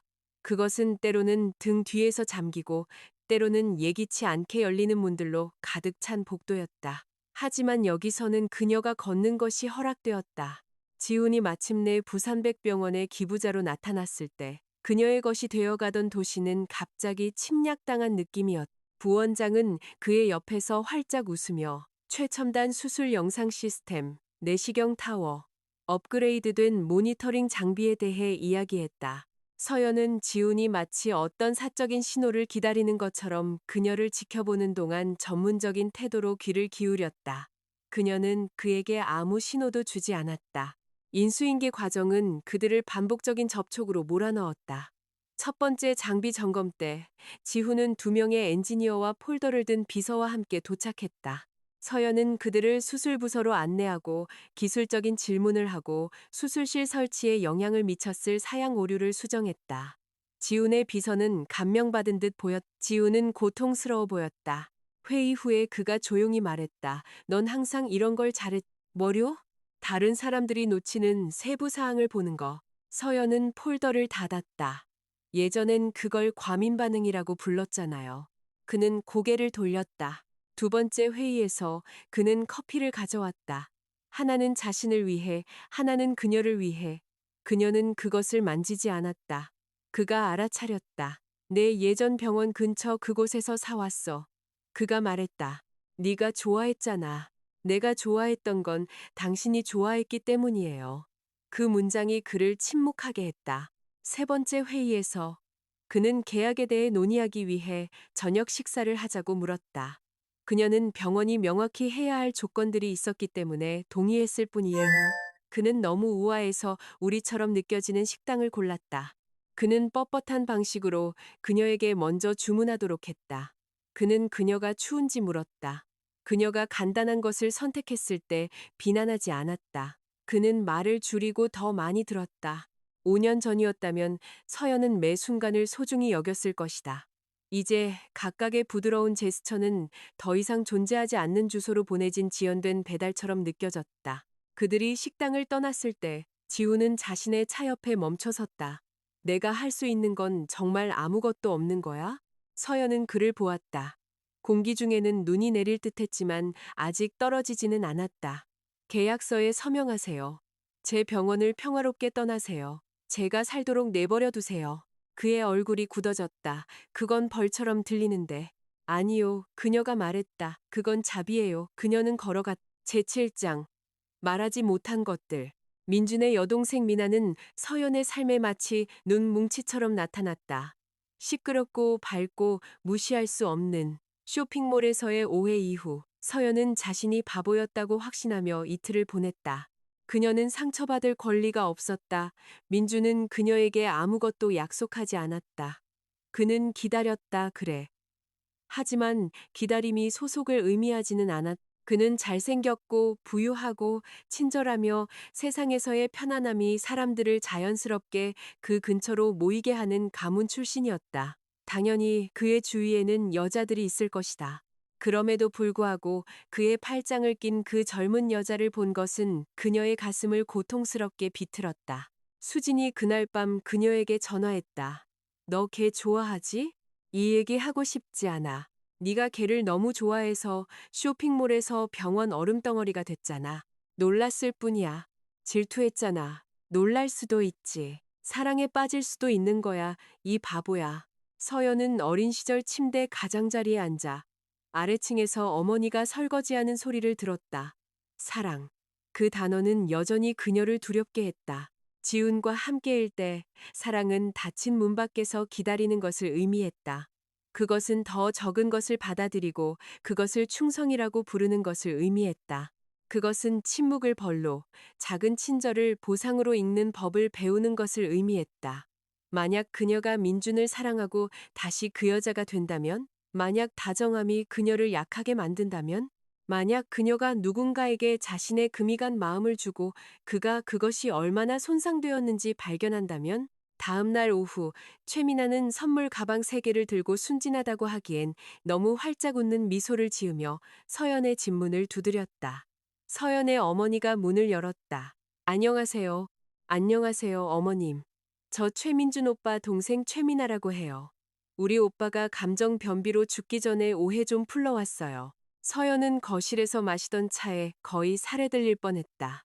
민준이 미나 뒤에 나타났다. 얼굴은 추위 때문인지 창피함 때문인지 붉어져 있었다. 미나야, 너 지금 뭐 하는? 오빠는 15분 동안 밖에서 서성이다. 그냥 갈 거였잖아. 미나가 쾌활하게 그를 지나쳐 들어왔다. 누군가는 도움이 되어야지. 서연의 어머니의 얼굴이 환해졌다. 아, 민준 군 동생이구나. 들어오렴 들어와. 서연이 일어섰다. 미나가 그녀를 보고 두 손을 모았다. 언니가 서연 언니죠. 정말 예쁘시네요. 그리고 저는 오빠랑 아주 많이 혈연 관계예요. 즉, 경쟁 상대가 아니라는 거죠. 제발 오빠 피하는 것 좀 그만둬 주세요. 오빠가 견딜 수 없을 만큼 힘들어 하거든요. 민주는 눈을 감았다. 서연의 얼굴이 뜨거워졌다. 전 피한 적 없는데요. 피했잖아요. 미나가 커피 테이블 위에 선물 가방을 놓았다. 그리고 그 화장품들 언니 거였어요. 오빠가 립스틱 고르는 취향이 비극적이라 제가 골라주는 걸 도왔어요. 오빠는 진열대 앞에서 20분 동안 서서 마치 신장 기증자를 고르는 것처럼 보였어요. 서연의 어머니는 너무 크게 웃어서 앉아야만 했다. 민준이 중얼거렸다. 내가 널 이 집에 데려온 걸 후회한다. 우린 아직 이 집에 들어오지 않았거든. 미나가 말했다. 그러고는 서연에게 윙크했다. 하지만 난 긍정적이야. 미나가 서연의 어머니와 함께 부엌으로 떠날 무렵 서연과 민준 사이의 침묵은 변해 있었다. 그는 문가 근처에 서서 코트 주머니에 손을 넣고 있었다. 미안해. 그가 말했다. 미나에 대해서 말했어야 했는데 나한테 가족 관계도까지 설명할 의무는 없어. 네가 두려워하는 걸 알았기 때문에 말했어야 했어. 서연은 시선을 내렸다. 민준의 목소리가 부드러워졌다. 네가 오해했다고 화나지 않았어. 사실 조금 기뻐. 그녀는 놀라 고개를 들었다. 그의 귀가 빨개져 있었다. 네가 상처받아서가 아니야. 그건 원치 않아. 하지만 어쩌면 그건 나만 무언가를 느끼고 있는 게 아니라는 의미일지도 모르니까. 서연은 그토록 온화한 정직함에 대한 방어 수단이 없었다. 난 이걸 어떻게 해야 할지 모르겠어. 그녀가 말했다. 같이 배우면 돼. 내가 잘 못하면 어떡해? 그럼 나랑 같이 못하면 돼. 그녀의 목이 메었다. 민주는 작게 미소 지었다. 마감 기한도 함정도 시간이 필요하다는 것에 대한 벌도 없었다. 처음으로 서연은 시간이 자신에게 불리하게 사용되지 않고 주어질 수 있다고 믿었다.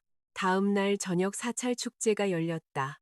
미나는 모두 같이 가자고 고집을 부리더니 도착한 지 10분 만에 탕후루를 사온다는 핑계로 사라졌다. 서연은 그녀가 일부러 그랬다고 의심했다. 머리 위로 등불이 흔들렸다. 아이들이 좌판 사이를 뛰어다녔다. 공기는 튀긴 반죽, 설탕, 향, 그리고 차가운 냄새로 가득했다. 민주는 가깝지만 너무 가깝지 않게 곁을 지켰다. 그 조심스러운 거리가 아프기 시작했다. 인파가 몰릴 때 누군가 뒤에서 서연을 밀었다. 민주는 그녀의 손목을 잡아 혼잡에서 이끌어낸 후 즉시 놓아주었다. 너무 즉시 옛날의 지훈이었다면 자신이 할 수 있다는 것을 증명하기 위해 계속 잡고 있었을 것이다. 민주는 그녀가 선택할 수 있다는 것을 증명하기 위해 놓아주었다. 서연은 그의 손가락이 닿았던 곳을 보며 그의 존재에도 불구하고 이상한 외로움을 느꼈다. 역근 팔찌를 파는 노점에서 그는 빨간 실 몇 개를 샀다. 나중에 그녀의 집 박차 안에서 그는 그녀에게 하나를 건넸다. 이걸 차고 있는 사람을 보호해 준대. 그런 거 믿어? 아니, 그가 말했다. 하지만 세상이 너에게 더 친절해진다는 생각은 좋아. 그녀는 그것을 받았다. 그들의 손가락이 스쳤다. 둘 다 한참 동안 움직이지 않았다. 그러고는 민준이 미소 지으며 그녀에게 잘 자라고 인사하고 그녀가 안에 들어갈 때까지 기다렸다가 차를 몰고 떠났다. 위층에서 서연은 손목에 팔찌를 묶었다. 그녀는 그것을 찬 채로 잠이 들었다. 제8장 놓아주지 않는 남자. 부산에서의 첫 몇 주는 거의 평화로웠다. 서연은 응급수술을 하고 복잡한 사례에 대해 상담하며 잠을 더 잘 자기 시작했다. 병원 아파트는 작았지만 깨끗했다. 거리들은 기억이 힘을 잃게 할 만큼 충분히 달랐다. 민주는 자주 나타났지만 결코 요구하지 않았다. 접수처에 남겨진 아침 식사. 강요가 아닌 제한된 차편. 그녀가 죄책감 없이 거절할 수 있도록 비즈니스적인 농담처럼 표현된 저녁 식사 초대. 그는 그것이 가장 무서운 친절이었다. 그러나 지우는 시스템을 통해 침입하는 법을 배웠다. 크리스마스 한 달 전 부산백병원 부원장이 서연을 그의 사무실로 불렀다. 안에는 권지훈이 앉아 있었다. 맞춤 양복, 통제된 표정, 한쪽 무릎 위에 포갠 손. 그는 마치 그곳에 서기로 결정했다는 이유만으로 어떤 도시에도 속한 것처럼 보였다. 부원장은 기뻐했다. 임 선생님, 이분은 권지훈 대표님이십니다. YS 메디컬 테크놀로지에서 병원의 새로운 수술 장비를 기증하셨습니다. 이사회에서는 임 선생님이 임상인계를 담당해 주시길 원합니다. 지훈의 시선이 그녀의 시선을 붙잡았다. 다시 뵙게 되어 반갑습니다. 임 선생님, 제 번호 차단 목록에서도 풀어주시겠습니까? 사무실은 침묵에 휩싸였다. 서연의 손가락이 그녀의 파일을 더 꽉 쥐었다. 부원장은 그것이 농담이라고 생각하며 어색하게 웃었다. 그렇지 않았다. 사무실을 나온 후 서연은 복도에서 멈췄다. 저와 이야기하기 위해 장비를 기증하셨나요? 장비를 기증한 건 당신네 병원에 필요하기 때문이고, 인계 담당으로 당신을 선택한 건 당신이 여기서 최고의 외과 의사이기 때문입니다. 그건 예전에는 당신에게 중요하지 않았잖아요. 그의 얼굴이 살짝 창백해졌다. 서연아, 모든 문서는 제 병원 이메일로 보내주세요. 우리는 공식적인 채널을 통해서만 소통합니다. 그는 오랫동안 그녀를 쳐다보았다. 알겠습니다. 하지만 공식적인 채널은 점심 식사, 계약 검토, 장비 점검, 그리고 항상 그녀의 존재를 요구하는 지연으로 변했다. 지우는 더 이상 소리치지 않았다. 그는 더 이상 그녀를 잡지 않았다. 그는 정중하고 통제되고 심지어 조심스러워졌다. 그 점이 상황을 더 악화시켰다. 서연은 그 노력을 볼 수 있었고 그가 몇 년 전에 얼마나 쉽게 그렇게 할 수 있었는지 알았기 때문이었다. 어느 날 저녁 점검 후 그가 업무용 번호로 메시지를 보냈다. 근처에 아는 식당이 있습니다. 계약을 논의하면서 저녁 식사하죠. 서연은 거절 문자를 입력했다. 그러자 그가 다른 메시지를 보냈다. 업무 논의입니다. 다른 건 없습니다. 그녀는 거절 문자를 지웠다. 좋아요. 그 식당은 정확히 지운다웠다. 우아하고 비싸고 숨막히는 흰 식탁보, 조용한 바이올린, 와인을 종교처럼 이야기하는 소믈리에. 서연은 음식을 거의 건드리지 않았다. 지훈이 알아차렸. 마음에 안 드나요? 메뉴를 바꿔달라고 하죠. 아니요. 계약 얘기나 하죠. 그의 미소는 씁쓸했다. 이제 나와 밥도 제대로 못 먹는군. 그녀는 아무 말도 하지 않았다. 접시가 치워진 후 그녀는 그에게 구매 계약서를 건넸다. 그는 한 줄 한 줄 검토했다. 비즈니스는 그를 되찾아 주었다. 그의 목소리는 정확해졌다. 보증은 납품 후가 아니라 인수 후 3개월부터 시작되어야 합니다. 2년의 보증 기간을 제공하죠. 장비 가격은 낮출 수 있지만 병원에서 구매량을 늘려야 합니다. 5년 조달 파트너십을 선호하고요. 5년은 너무 깁니다. 서연이 말했다. 그럼 시중보다 낮은 가격을 제시하겠습니다. 고려해 보겠습니다. 그는 그녀를 살폈다. 이건 당신 병원에 도움이 될 겁니다. YS 메디컬과 우리를 너무 가깝게 묶어둘 수도 있고요. 그는 희미하게 미소 지었다. 더 날카로워졌군. 언제나 그랬어요. 아니, 예전엔 더 부드러웠지. 예전엔 당신을 기쁘게 하려고 노력했으니까요. 그 말은 조용히 내려앉았다. 지우는 계약서를 내려다보았다. 잠시 후 그가 말했다. 당신 취향도 변했군. 다음 회의 장소로 제안한 이 커피숍 원두가 끔찍해. 예전엔 더 잘 알았잖아. 그녀는 지훈이 좋아한다는 이유로 커피에 대해 공부했던 시간들을 떠올렸다. 기사들, 시음 노트, 한 번 잘못 주문하고 그가 웃는 것을 지켜봐야 했던 창피함. 고맙네요. 그녀가 차분하게 말했다.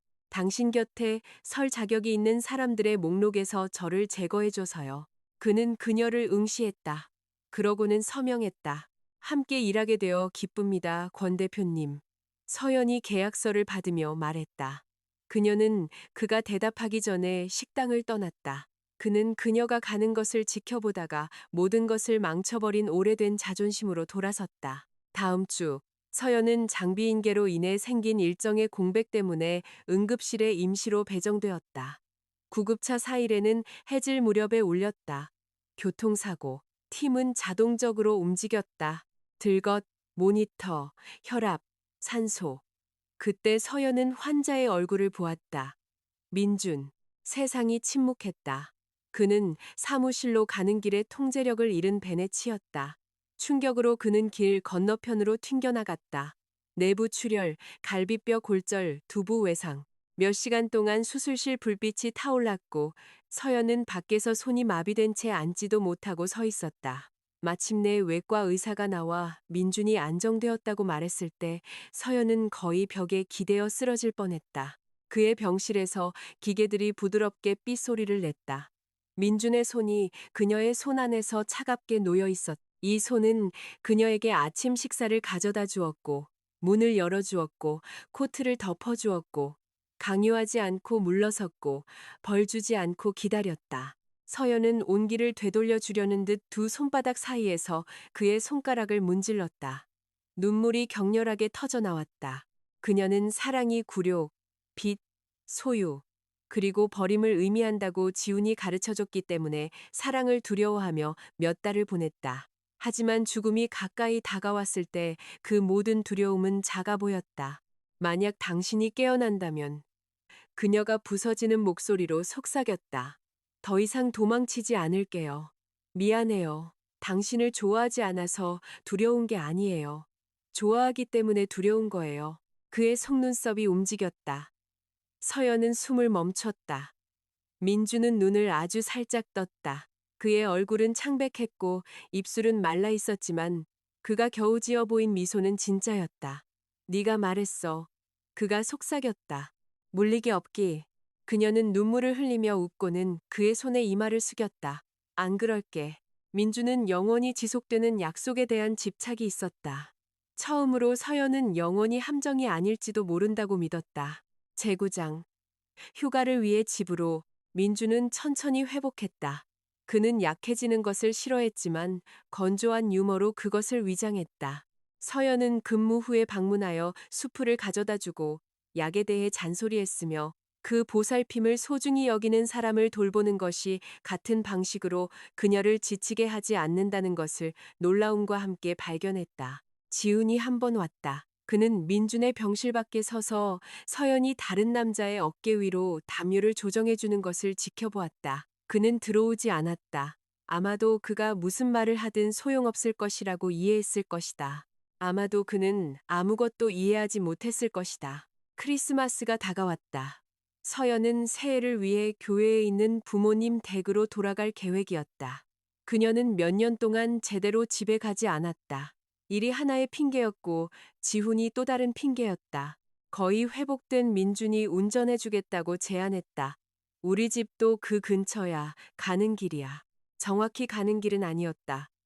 그녀는 어쨌든 수락했다. 어머니가 문을 열고 서연 뒤에서 가방을 들고 있는 민준을 보고 얼어붙었다.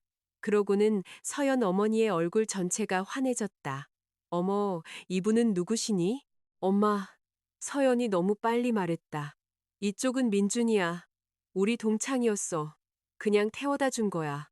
민준은 어머니들을 약하게 만드는 옛날 방식대로 정중하게 고개를 숙였다. 안녕하세요, 어머님. 불쑥 찾아뵈어 죄송합니다. 불쑥이라니. 이 짐들을 다 들고 내 딸이 혼자 택시 타는 걸 걱정하지 않게 해줬는데 어머니가 그의 팔을 잡았다. 들어와. 점심 먹고 가렴. 서연은 어머니의 눈에서 그 표정을 보았다. 사윗감. 그녀는 민준의 소매를 잡았다. 저희 사실 동문회 있어서요. 오래 못 있어요. 다음에 꼭. 그녀는 민준을 너무 빨리 끌고 나와서 차에 도착했을 때 그가 웃음을 터뜨렸다. 어머니께서 매력적이시네. 엄마는 누구를 좋아하면 무서워져. 그럼 영광이네. 동문회에서 옛 이야기들이 다시 떠올랐다. 이번에는 서연은 혼자가 아니었다. 친구 수지는 그녀가 들어서는 순간 그녀를 팔로 감쌌. 서연아, 너 사라졌었잖아. 도시를 옮겼어. 서연이 미소 지으며 말했다. 그게 도움이 되더라고. 수지는 민준이 선물 가방을 들고 있는 것을 알아차렸다. 근데 왜 전교 1등이 내 물건을 들고 있어? 그녀가 속삭였다. 설마 너희 둘 다시 뭔가 있는 건 아니지? 졸업 후에 걔가 너한테 고백했었잖아. 기억나? 서연은 얼어붙었다. 민준이 고백했었다. 그녀는 졸업식 날을 기억했다. 햇살, 소리치는 학생들. 한쪽 어깨에 배낭을 맨 민준이 그녀 앞에 서 있었. 그의 눈은 밝고 진지했다. 그녀는 그가 말을 끝내기도 전에 이미 좋아하는 사람이 있다고 말했었다. 그녀는 지훈을 생각하고 있었. 그녀는 결코 자신을 들여보낼 계획이 없던 남자를 위해 얼마나 많은 문을 닫았던가. 저녁 식사 동안 민준은 능숙하게 그녀를 위해 게살을 발라주었다. 네가 이거 좋아했던 거 기억나. 넌 너무 많은 걸 기억해. 그녀가 중얼거렸다. 아직 부족해. 그가 말했다. 방 건너편에서 이유라라는 여자가 명백한 불쾌감으로 그들을 지켜보고 있었다. 수진이 가까이 다가왔다. 제 학교 다닐 때 민준이 좋아했어. 아직도 그런가 봐. 서연은 유라를 쳐다보고 그러고는 민준의 조심스러운 손길을 보았다. 낯설고 날카로운 질투가 일었다. 저녁 식사 후 유라가 민준에게 사적으로 다가갔다. 서연은 그들이 복도 근처에서 이야기하는 것을 보았다. 유라의 표정은 진지했다. 민준은 정중하게 듣고 있었다. 수진이 서연의 시선을 따라갔다. 어머, 그녀가 말했다. 너 질투하는구나. 아니야, 너 완전 질투하고 있어. 서연은 고개를 돌렸다. 며칠 후 그녀와 수지는 연휴 선물을 사러 쇼핑을 갔다가 쇼핑몰에서 아름다운 젊은 여자와 함께 있는 민준을 보았다. 그 여자는 웃으며 그의 팔짱을 끼고 있었다. 민준은 화장품 가방과 립스틱 세트를 들고 있었다. 서연은 걷는 것을 멈췄다. 수지는 그녀의 시선을 따라가다가 숨을 헐떡였다.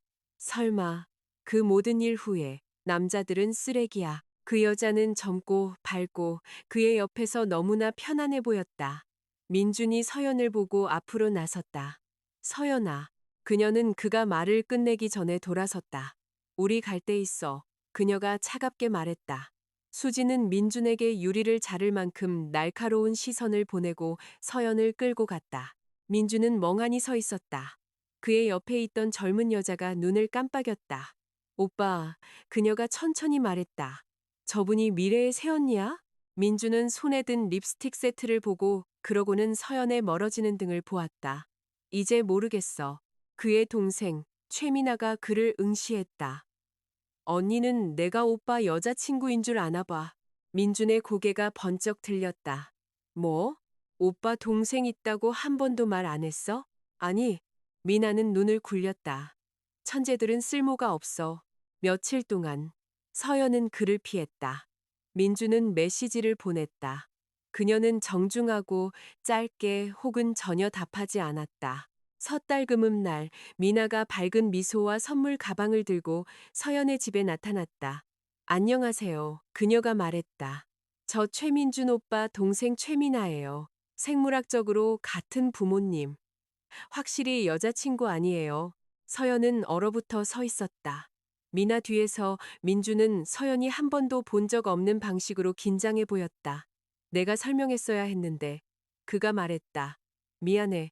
미나는 그를 지나쳐 서연의 어머니를 마치 이미 가족인 것처럼 껴안았다. 오해는 당혹감과 따뜻함 속에서 녹아내렸다. 나중에 사찰 축제에서 미나는 간식을 쫓아 거의 즉시 그들을 버렸다. 인파가 그들 주위를 압박했다. 등불이 머리 위에서 흔들렸다. 아이들이 설탕 조각을 들고 뛰어다녔다. 상인들이 추위 속에서 소리쳤다. 민주는 유난히 조용했다. 서연은 그가 자신을 억제하고 있음을 감지했다. 분비는 길 가장자리에서 누군가 그녀를 세게 부딪혔다. 민주는 그녀의 손목을 잡아 더 한산한 공간으로 이끌었다. 그의 손가락은 그녀를 빠르게 놓아주었지만 그가 잡았던 곳에는 희미한 아픔이 남았다. 그녀는 그를 보았다. 그는 시선을 피했다. 처음으로 그녀는 그도 두려워하고 있다는 것을 깨달았다. 그녀를 밀어붙이는 것을 두려워하고 또 다른 움켜쥐는 남자가 되는 것을 두려워하고 그가 너무 많은 것을 원하면 그녀가 도망칠까봐 두려워하는 것을. 축제가 끝난 후 그는 그녀를 집에 데려다 주고 주차된 차 안에서 너무 오래 앉아 있었다. 마침내 그는 주머니에서 작은 빨간 엮은 팔찌를 꺼냈다. 이게 평화를 가져다 준대. 그가 말했다. 몇 개 샀어. 서연은 그것을 받았다. 빨간 실이 그녀의 손바닥에 따뜻하게 놓였다. 그녀가 위층으로 올라간 후 민주는 다른 주머니에서 똑같은 팔찌를 꺼내 자신의 손목에 묶었다. 제10장 마지막 계약. 휴일은 모든 조용한 것들이 그렇듯 끝났다.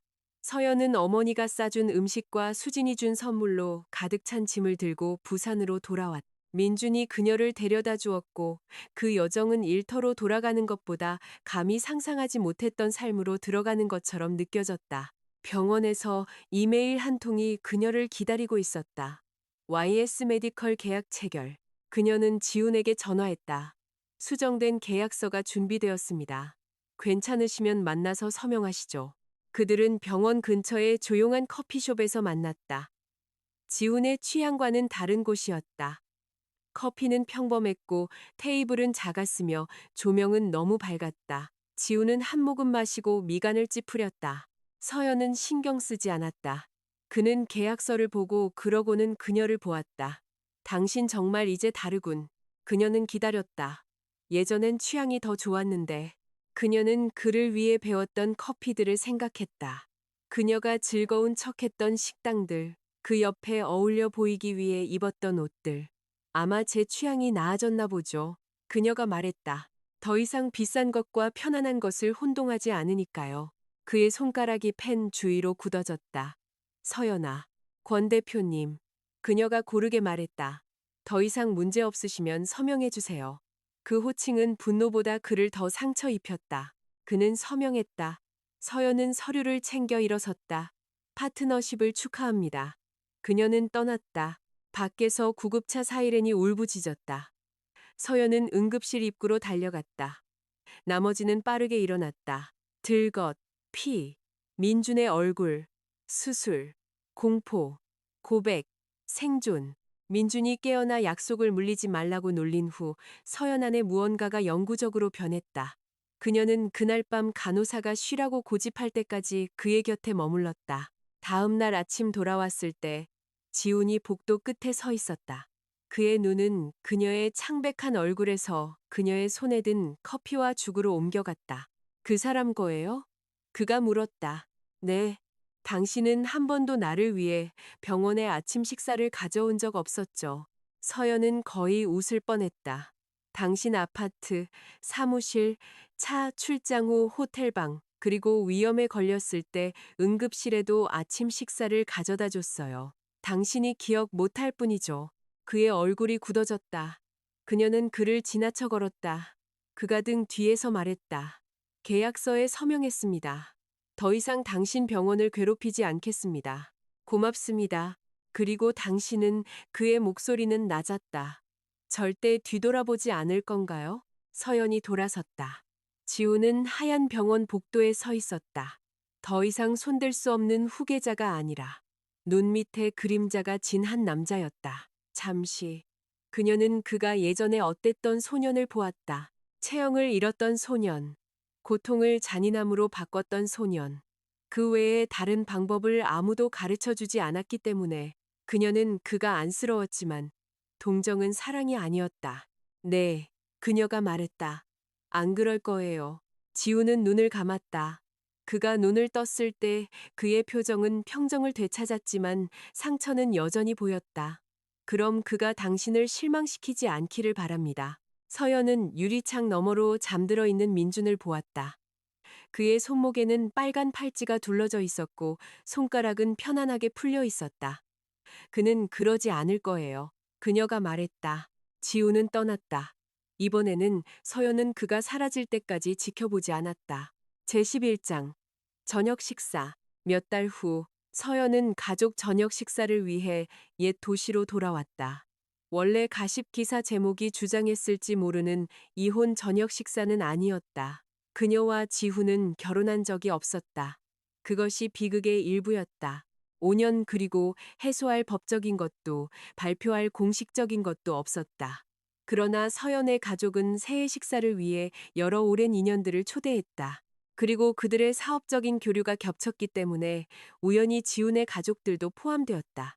서연은 잠시 참석해서 미소 짓고 먹고 떠날 계획이었다. 그녀는 지훈이 올 것이라고 예상하지 못했고 채영도 예상하지 못했다. 프라이빗 다이닝룸은 광택나는 목재와 부드러운 금빛 조명으로 반짝였다. 그녀의 어머니는 능숙한 따뜻함으로 손님들 사이를 오갔. 그녀의 아버지, 더 조용한 분은 그녀가 진실의 일부를 말한 이후로 깊어진 걱정으로 서연을 지켜보았다. 전부는 아니지만 충분히. 지훈은 검은 코트를 입고 들어왔다. 채영이 그의 뒤를 따랐지만 그들은 서로 닿지 않았다. 방은 본능적으로 조용해졌다. 서연은 민준 옆에 섰. 그는 피곤할 때 약간 뻣뻣하게 걷는 것 외에는 충분히 회복되었다. 그는 차콜색 정장을 입었고 빨간 팔찌는 소매 아래에 숨겨져 있었다. 지훈의 눈이 그들의 맞잡은 손을 발견했을 때 그의 얼굴이 변했다. 딸과 지훈 사이에 무슨 일이 있었는지 완전히 이해하지 못했던 서연의 어머니는 정중하게 미소 지었다. 권 대표님, 한채영 씨. 지훈은 고개를 끄덕였다. 채영의 시선이 서연에게 그러고는 민준에게로 향했다. 후회와 같은 무언가가 그녀의 얼굴을 스쳐 지나갔다. 저녁 식사 동안 대화는 조심스럽게 옛 연애사를 피했다. 너무 많이 마신 준서가 엉뚱한 말을 하기 전까지는 웃기지 않아? 그가 힘없이 웃었다. 그때는 모두가 지훈이랑 채영이가 결혼할 거라고 생각했잖아. 그러다 서연이랑 지훈이가 몇 년 동안 엄청 가까웠고 이제 서연이는 민준이랑 있고 아무도 말하지 않았다. 서연은 포크를 내려놓았다. 지훈이 그녀를 보았다. 한때 그 시선이 그녀의 속을 뒤틀리게 했을 때가 있었. 이제 그녀는 그저 지친 재미를 느낄 뿐이었다. 민준의 손이 테이블 아래에서 그녀의 손을 덮었다. 주장이 아닌 조용한 제안. 서연은 한 번 꽉 쥐었다. 채영이 갑자기 말했다. 서연 씨에게 사과할 게 있어요. 모든 시선이 쏠렸다. 채영의 얼굴은 창백했지만 평정을 유지하고 있었다. 제가 돌아왔을 때 지훈 씨에게 누군가 있다는 걸 알았어요. 모든 걸 알지는 못했지만 충분히 알았죠. 모르는 척 했어요. 이기적이었어요. 지훈의 표정이 굳어졌다. 채영아. 아니요. 그녀가 부드럽게 말했다. 끝까지 말하게 해줘요. 난 우리가 10대 때 도둑 맞았던 무언가를 되찾는다고 생각했어요. 하지만 사람은 트로피가 아니고 과거가 현재의 누군가를 상처 입히는 것을 정당화하지 않아요. 서연은 그녀를 지켜보았다. 채영은 진심으로 부끄러워 보였다. 미안해요. 서연은 고개를 끄덕였다. 고마워요. 그녀는 괜찮다고 말하지 않았다. 그렇지 않았으니까. 지훈이 잔을 내려놓았다. 사과해야 할 사람은 나였어. 그의 목소리는 낮았지만 명확하게 방안을 울렸다. 1년 전이었다면 그는 공개적으로 잘못을 인정하느니 차라리 피를 흘렸을 것이다. 이제 그는 마치 지킬 자존심이 아무것도 남지 않은 것처럼 서연을 보았다. 내 죄책감을 이용했어. 내 사랑을 이용했어. 네 어머니에게 화가 났고 나 자신에게 화가 났고 채영이를 잃은 것에 화가 나서 너를 버렸어. 네가 원해서 머무는 거라고 스스로에게 말했어. 내가 무슨 짓을 하는지 마주하지 않아도 되도록. 그의 손이 잔 주위로 굳어졌다. 내가 틀렸어. 서연의 어머니는 겁에 질린 채 그를 응시했다. 민주는 움직이지 않았다. 지우는 계속했다. 넌 내가 받을 자격보다 더 나를 사랑했어. 난 네가 그만두고 나서야 그걸 이해했어. 방은 난방기 소리가 들릴 만큼 조용했다. 서연은 오랫동안 그를 보았다. 그러고는 희미하게 미소 지었다. 지훈 씨, 가장 슬픈 부분이 뭔지 알아요? 그의 목을대가 움직였다. 당신은 내가 있던 그대로의 나를 그리워하는 게 아니에요. 내가 당신에게 주었던 것을 그리워하는 거죠. 그는 잠시 눈을 감았다. 아마도. 아니요. 그녀가 부드럽게 말했다. 확실히요. 그것은 잔인함이 아니었다. 진단이었다. 그녀는 결국 의사였으니까. 당신이 누군가를 소유할 필요 없이 사랑하는 법을 배우길 바라요. 하지만 그건 내가 아닐 거예요. 지훈은 한 번 고개를 끄덕였다. 채영은 눈을 내렸다. 민주는 테이블 아래에서 손바닥을 위로 돌렸다. 서연은 자신의 손을 그의 손에 완전히 얹었다. 저녁 식사는 어색하게 재개되었고 그러다 점차 다시 따뜻해졌다. 사람들이 그렇듯 자네 주위를 돌아다니는 법을 배웠다. 나중에 발코니에서 지우는 혼자 있는 서연을 발견했다. 유리창 너머로 눈이 흩날리고 있었다. 오늘 밤 마지막 기회를 한 번 달라고 물어볼까 생각하며 왔어. 그가 말했다. 알아요. 안 할 거야. 다행이네요. 그는 씁쓸하게 웃었다. 정말 더 이상 부드러워지지 않는군. 부드러워져요. 그녀가 말했다. 나를 부수는 사람들에게만 아닐 뿐이죠. 그는 그녀를 보았고 처음으로 그의 시선에는 분노가 아닌 오직 슬픔만이 담겨 있었다. 잘 가, 서연아. 잘 가요, 지훈 씨. 그녀가 안으로 돌아왔을 때 민준이 그녀의 코트를 들고 문 옆에서 기다리고 있었다. 그는 지훈이 무슨 말을 했는지 묻지 않았다. 그는 단지 그녀가 코트를 입는 것을 도와주고 추위가 그녀의 목에 닿지 않도록 옷깃을 바로잡아 주었을 뿐이다. 간주 채영의 이야기. 채영은 가족 저녁 식사 전에 부산에서 서연을 한번 방문했다. 그녀는 지운 없이 왔다. 서연은 그녀가 병원 카페에서 마시지도 않은 종이컵을 두 손으로 감싼 채 기다리고 있는 것을 발견했다. 무대 화장 없이 채영은 더 젊고 더 피곤해 보였다. 명성은 그녀에게 자세를 주었지만 평화를 주지는 않았다. 오래 안 있을게요. 서연이 그녀 맞은편에 앉아 채영이 말했다. 바쁘신 거 알아요. 10분 있어요. 제가 받을 자격보다 많네요. 서연은 아무 말도 하지 않았다. 채영은 커피를 응시했다. 학교를 떠났을 때 전 당신을 미워했어요. 그녀가 말했다. 그게 우리 부모님을 미워하는 것보다 쉬웠어요. 더 열심히 싸우지 않은 지훈 씨를 미워하는 것보다 쉬웠죠. 우리가 아이들이었고 우리 중 누구도 어른들이 우리를 위해 결정한 것에서 살아남는 법을 몰랐다는 것을 인정하는 것보다 쉬웠어요. 서연의 손가락이 컵 주위로 말렸다. 우리 엄마가 제 일기장을 발견했어요. 그녀가 말했다. 일부러 당신들에 대해 말한 게 아니에요. 이제는 알아요. 지훈 씨는 몰랐지만, 네. 채영의 미소는 희미하고 슬펐다. 지훈 씨는 적이 필요했어요. 당신이 마침 있었죠. 그 문장에는 잔인함이 없었다. 오직 진실뿐이었. 채영은 계속했다. 제가 돌아왔을 때 저는 중단된 사랑 이야기 속으로 걸어 들어간다고 생각했어요. 모두가 그렇게 대했죠. 준서도 다른 사람들도 처음에는 지훈 씨조차도요. 당신이 조용히 앉아 있는 것을 보고 저는 만약 당신이 중요했다면 그가 그렇게 말했을 것이라고 스스로를 설득했어요. 서연은 비가 유리창을 두드리는 병원 안뜰을 내다보았다. 저도 5년 동안 그렇게 스스로에게 말했어요. 채영의 눈이 붉어졌다. 파티일, 반지일, 미안해요. 그가 당신을 숨겨뒀을 때 공개적으로 저를 선택하는 방식을 즐겼던 것도요. 당신만의 잘못은 아니었어요. 아니에요. 채영이 말했다. 하지만 일부는 제 탓이었어요. 간호사가 차를 들고 지나갔다. 카페, 기계가 쉬익 소리를 냈다. 삶은 오래된 상처에 무관심하게 계속되었다. 채영은 숨을 골랐다. 그 사람과 제대로 헤어졌어요. 제가 더 이상 그의 젊음의 증거나 당신에 대한 무기가 되지 않을 거라고 말했어요. 서연은 그녀를 다시 보았다. 괜찮아요? 그 질문은 채영을 놀라게 한 것 같았다. 그러고는 그녀의 눈이 가득 찼다. 모르겠어요. 서연은 어떤 자신감 있는 거짓말보다 그 대답을 더 잘 이해했다. 잠시 후 그녀는 코트 주머니에서 휴지 한 묶음을 꺼내 테이블 건너편으로 밀어주었. 채영은 그것을 응시하다가 힘없이 웃었다. 당신이 나보다 더 친절하네요. 아니에요. 서연이 말했다. 전 그냥 잔인함에 지쳤을 뿐이에요. 채영은 눈물을 닦았다. 그녀가 떠날 때 문에서 멈춰섰다. 참고로 최민준 씨는 17살 소녀들이 바라보는 방식으로 당신을 봐요. 서연의 심장이 덜컥했다. 채영은 슬프게 미소 지었다. 당신이 그걸 누리길 바라요. 그러고는 그녀는 사라졌다. 그 대화가 과거를 치유하지는 않았다. 그렇게 간단한 것은 아무것도 할 수 없었다. 하지만 그것은 하나의 매듭을 풀었다.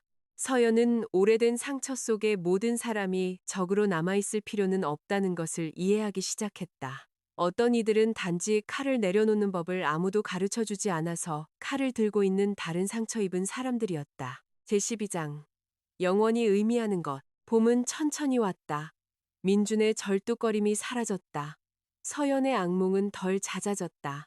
약은 여전히 남았지만 그녀는 더 이상 그것을 실패의 증거로 여기지 않았다. 그것은 단지 잠, 음식, 그리고 온기처럼 살아남는 것의 일부일 뿐이었다. 그녀는 부산백병원에서 계속 일했고 새로운 수술 계획을 이끌기 시작했다. 그녀의 논문은 출판 승인을 받았다. 그녀의 어머니는 너무 많은 음성 메시지를 보냈다. 수지는 방문해서 부산 날씨가 자기 머리를 망친다고 불평했다. 민주는 서연이 마침내 그의 인내심에 조급해질 때까지 참을성 있게 기다렸다. 그들은 저녁 식사 후 항구를 따라 걷고 있었고 바람이 그녀의 머리카락을 들어 올릴 때 그녀가 멈춰 섰다. 민준아. 그가 즉시 돌아섰다. 무슨 일이야? 너. 그는 얼어붙었다. 나? 넌 내가 준비될 때까지 계속 기다리고 있어. 그렇게 하겠다고 했잖아. 만약 내가 지금 준비됐다면? 처음으로 최민주는 답이 없었다. 서연은 손목을 들어 올렸다. 사찰 축제에서 산 빨간 팔찌는 약간 바랬지만 여전히 묶여 있었다. 난 아직도 무서워. 그녀가 말했다. 아마 가끔은 항상 무서울지도 몰라. 절대 뒤로 물러서지 않을 거라고 약속할 수는 없어. 내가 쉬운 사람일 거라고 약속할 수는 없어. 민준이 더 가까이 다가섰다. 난 쉬운 거 필요 없어. 난 솔직할 거라고 약속할 수 있어. 그것만으로도 충분해. 그리고 난 널 좋아한다고 약속할 수 있어. 그녀의 목소리가 떨렸다. 좋아하는 것 이상으로. 그의 눈이 항구 불빛 아래서 빛났다.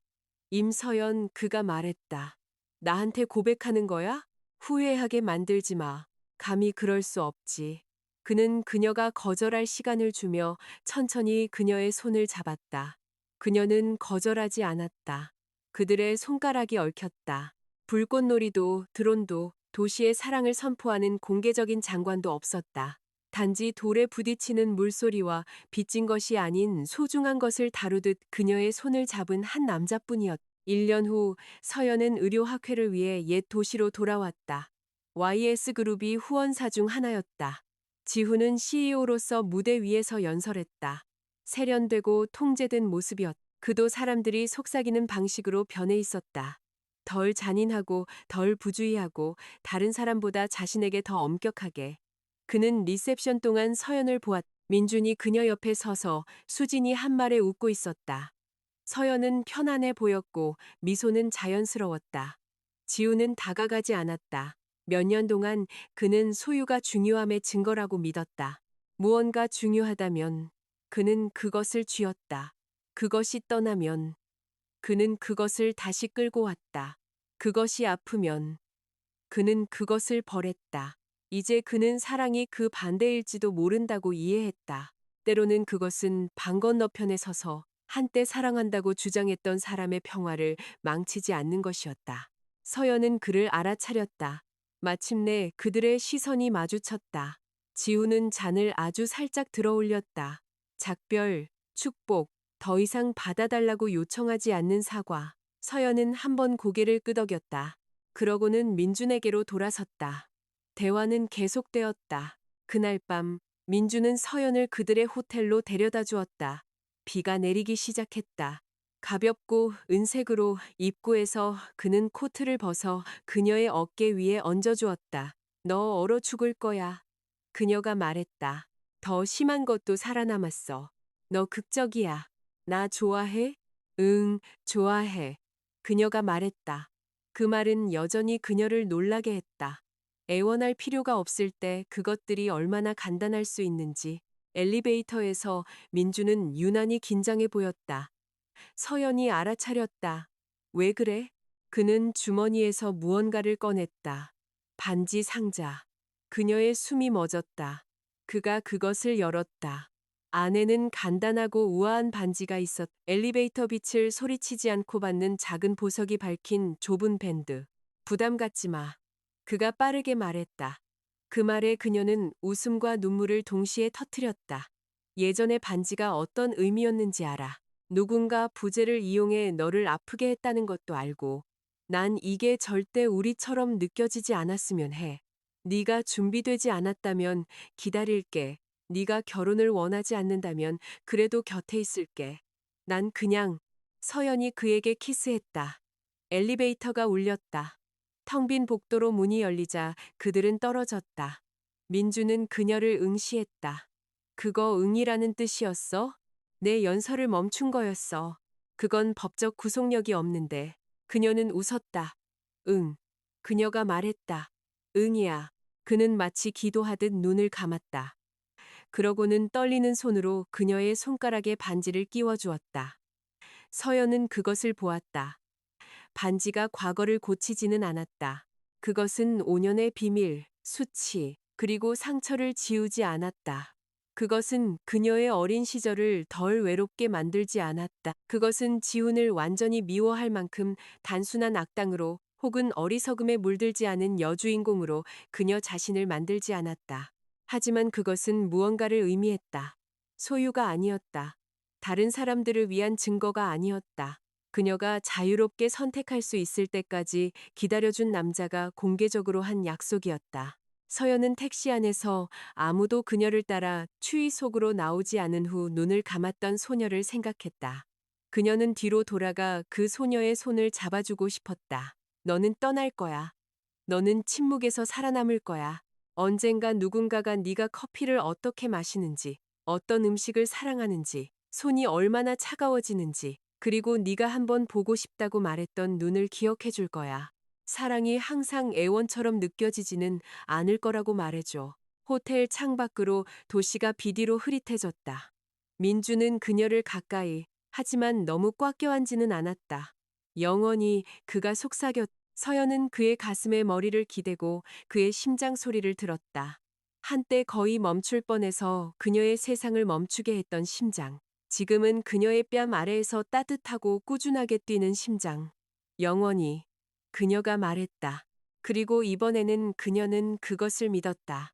에필로그. 그 후 민주는 그날 밤 그들의 약혼을 온라인에 발표하지 않았다. 그는 먼저 물었다. 그것만으로도 서연은 거의 다시 울 뻔했다. 그들은 룸서비스로 시킨 차를 사이에 두고 호텔 침대에 앉아 있었다. 반지는 부드러운 노란빛을 받고 있었다. 민주는 마치 그녀가 사라지지 않았는지 확인하는 것처럼 그녀의 손을 잡고 있었다. 사람들이 알았으면 좋겠어? 그가 물었다. 아니면 시간이 필요해? 서연은 지훈의 불꽃놀이를 생각했다. 사랑을 상처 입히기 위한 공연으로 만들었던 드론들. 그녀가 피 흘리면서 좋아요를 눌렀던 모든 게시물, 그녀의 고통이 배경오락거리였던 모든 단체 채팅방을 생각했다. 우리를 사랑하는 사람들에게 말하고 싶어. 그녀가 말했다. 다른 사람들은 알게 될 때 알게 되겠지. 민준의 미소는 느리고 밝았다. 완벽해. 그들은 먼저 그녀의 부모님에게 전화했다. 서연의 어머니는 너무 크게 소리쳐서 아버지가 전화를 받아 사과해야 했다. 축하한다. 그녀의 아버지가 거친 목소리로 말했다. 그가 너에게 잘해주더구나. 서연은 민준을 보았다. 네, 그녀가 말했다. 아주 잘요. 그럼 곧 집에 데려오렴. 다음은 미나였다. 그녀는 울다가 서연을 위협했다. 만약 오빠가 바보같이 굴면 나한테 전화해요. 내가 처리할게요. 오빠에 대한 의리는 없어? 서연이 물었다. 내 의리는 마침내 오빠를 덜 지루하게 만들어줄지도 모르는 미래의 새언니에게 있어.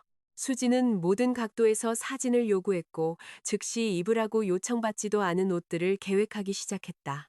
지우는 2주 후에 사업적인 소문을 통해 알게 되었다. 그는 이사회 회의 중에 한 이사가 최민준이 부산백병원의 외과 의사와 약혼했다는 것을 언급했을 때였다. 지훈의 펜이 움직임을 멈췄다. 몇 초 동안 방이 흐릿해졌다. 그러고는 그는 앞에 서류에 서명하고 말했다. 계속하세요. 그날 저녁 그는 아파트에 홀로 서 있었다. 도시가 아래에서 밝게 빛나고 있었다. 바 카운터에는 채영이 한번 주었던 오래된 엮은 팔찌가 놓여 있었다. 그가 5년 동안 상실의 기념비처럼 차고 다녔던 것. 그는 그것을 집어들었다. 오랫동안 그는 불변이 과거를 놓지 않는 것을 의미한다고 믿었다. 이제 그는 그것이 단지 헌신으로 위장한 비겁함이었을 뿐인지 궁금했다. 그는 팔찌를 서랍에 넣고 닫았다. 버리지도 숭배하지도 않고 치워두었다. 그것은 그가 몇 년 만에 자신을 위해 한 첫 번째 정직한 일이었다. 서연은 그 순간에 대해 결코 알지 못했다. 그럴 필요도 없었다. 그녀의 삶은 더 이상 그의 이해를 요구하지 않는 방식으로 앞으로 나아가기 시작했다. 온화한 봄 아침, 그녀와 민주는 예비 서류를 제출하기 위해 작은 동사무소를 방문했다.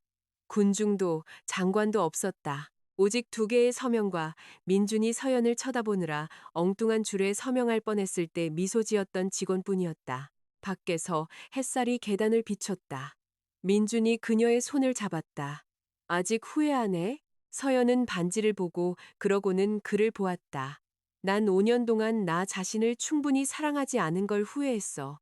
나 자신을 기억하도록 도와주는 사람을 선택한 걸 후회하지 않을 거야. 그는 조용해졌다. 그러고는 지나가는 낯선 사람들을 신경 쓰지 않고 바로 그 거리에서 그녀의 손가락에 키스했다. 서연은 창피하고 행복해서 웃었다. 행복. 그녀는 배우고 있었다. 그것은 조용할 수 있었다. 그것은 문 옆에 남겨진 도시락일 수 있었다. 그녀의 어깨 위에 코트일 수 있었다. 그녀를 만지기 전에 묻는 남자일 수 있었다. 우스꽝스러운 밈을 보내는 신우이일 수 있었다. 너무 자주 전화하는 어머니일 수 있었다. 울지 않는 척하는 아버지일 수 있었다. 그녀의 일이 중요하기 때문에 걷는 병원 복도일 수 있었다. 그것은 그녀를 가두지 않는 반지일 수 있었다. 그것은 그녀 뒤 어딘가에서 권지훈이 마침내 과거의 일부가 되었다는 알밀 수 있었다. 지워지지도 사람들이 여자들에게 요구하는 쉬운 방식으로 용서받지도 않은. 단지 지나갔고 앞에는 민준이 봄빛 속에 서서 그녀가 다음 단계를 선택하기를 기다리고 있었다. 서연은 그것을 계속해서 선택했다. 끝까지 함께 해주셔서 감사합니다. 이 생생한 인물들의 여정은 계속해서 펼쳐질 것입니다. 제 작품이 마음에 드셨다면 좋아요 버튼을 누르고 비디오를 저장하고 더 많은 모험을 위해 구독하는 것을 잊지 마세요.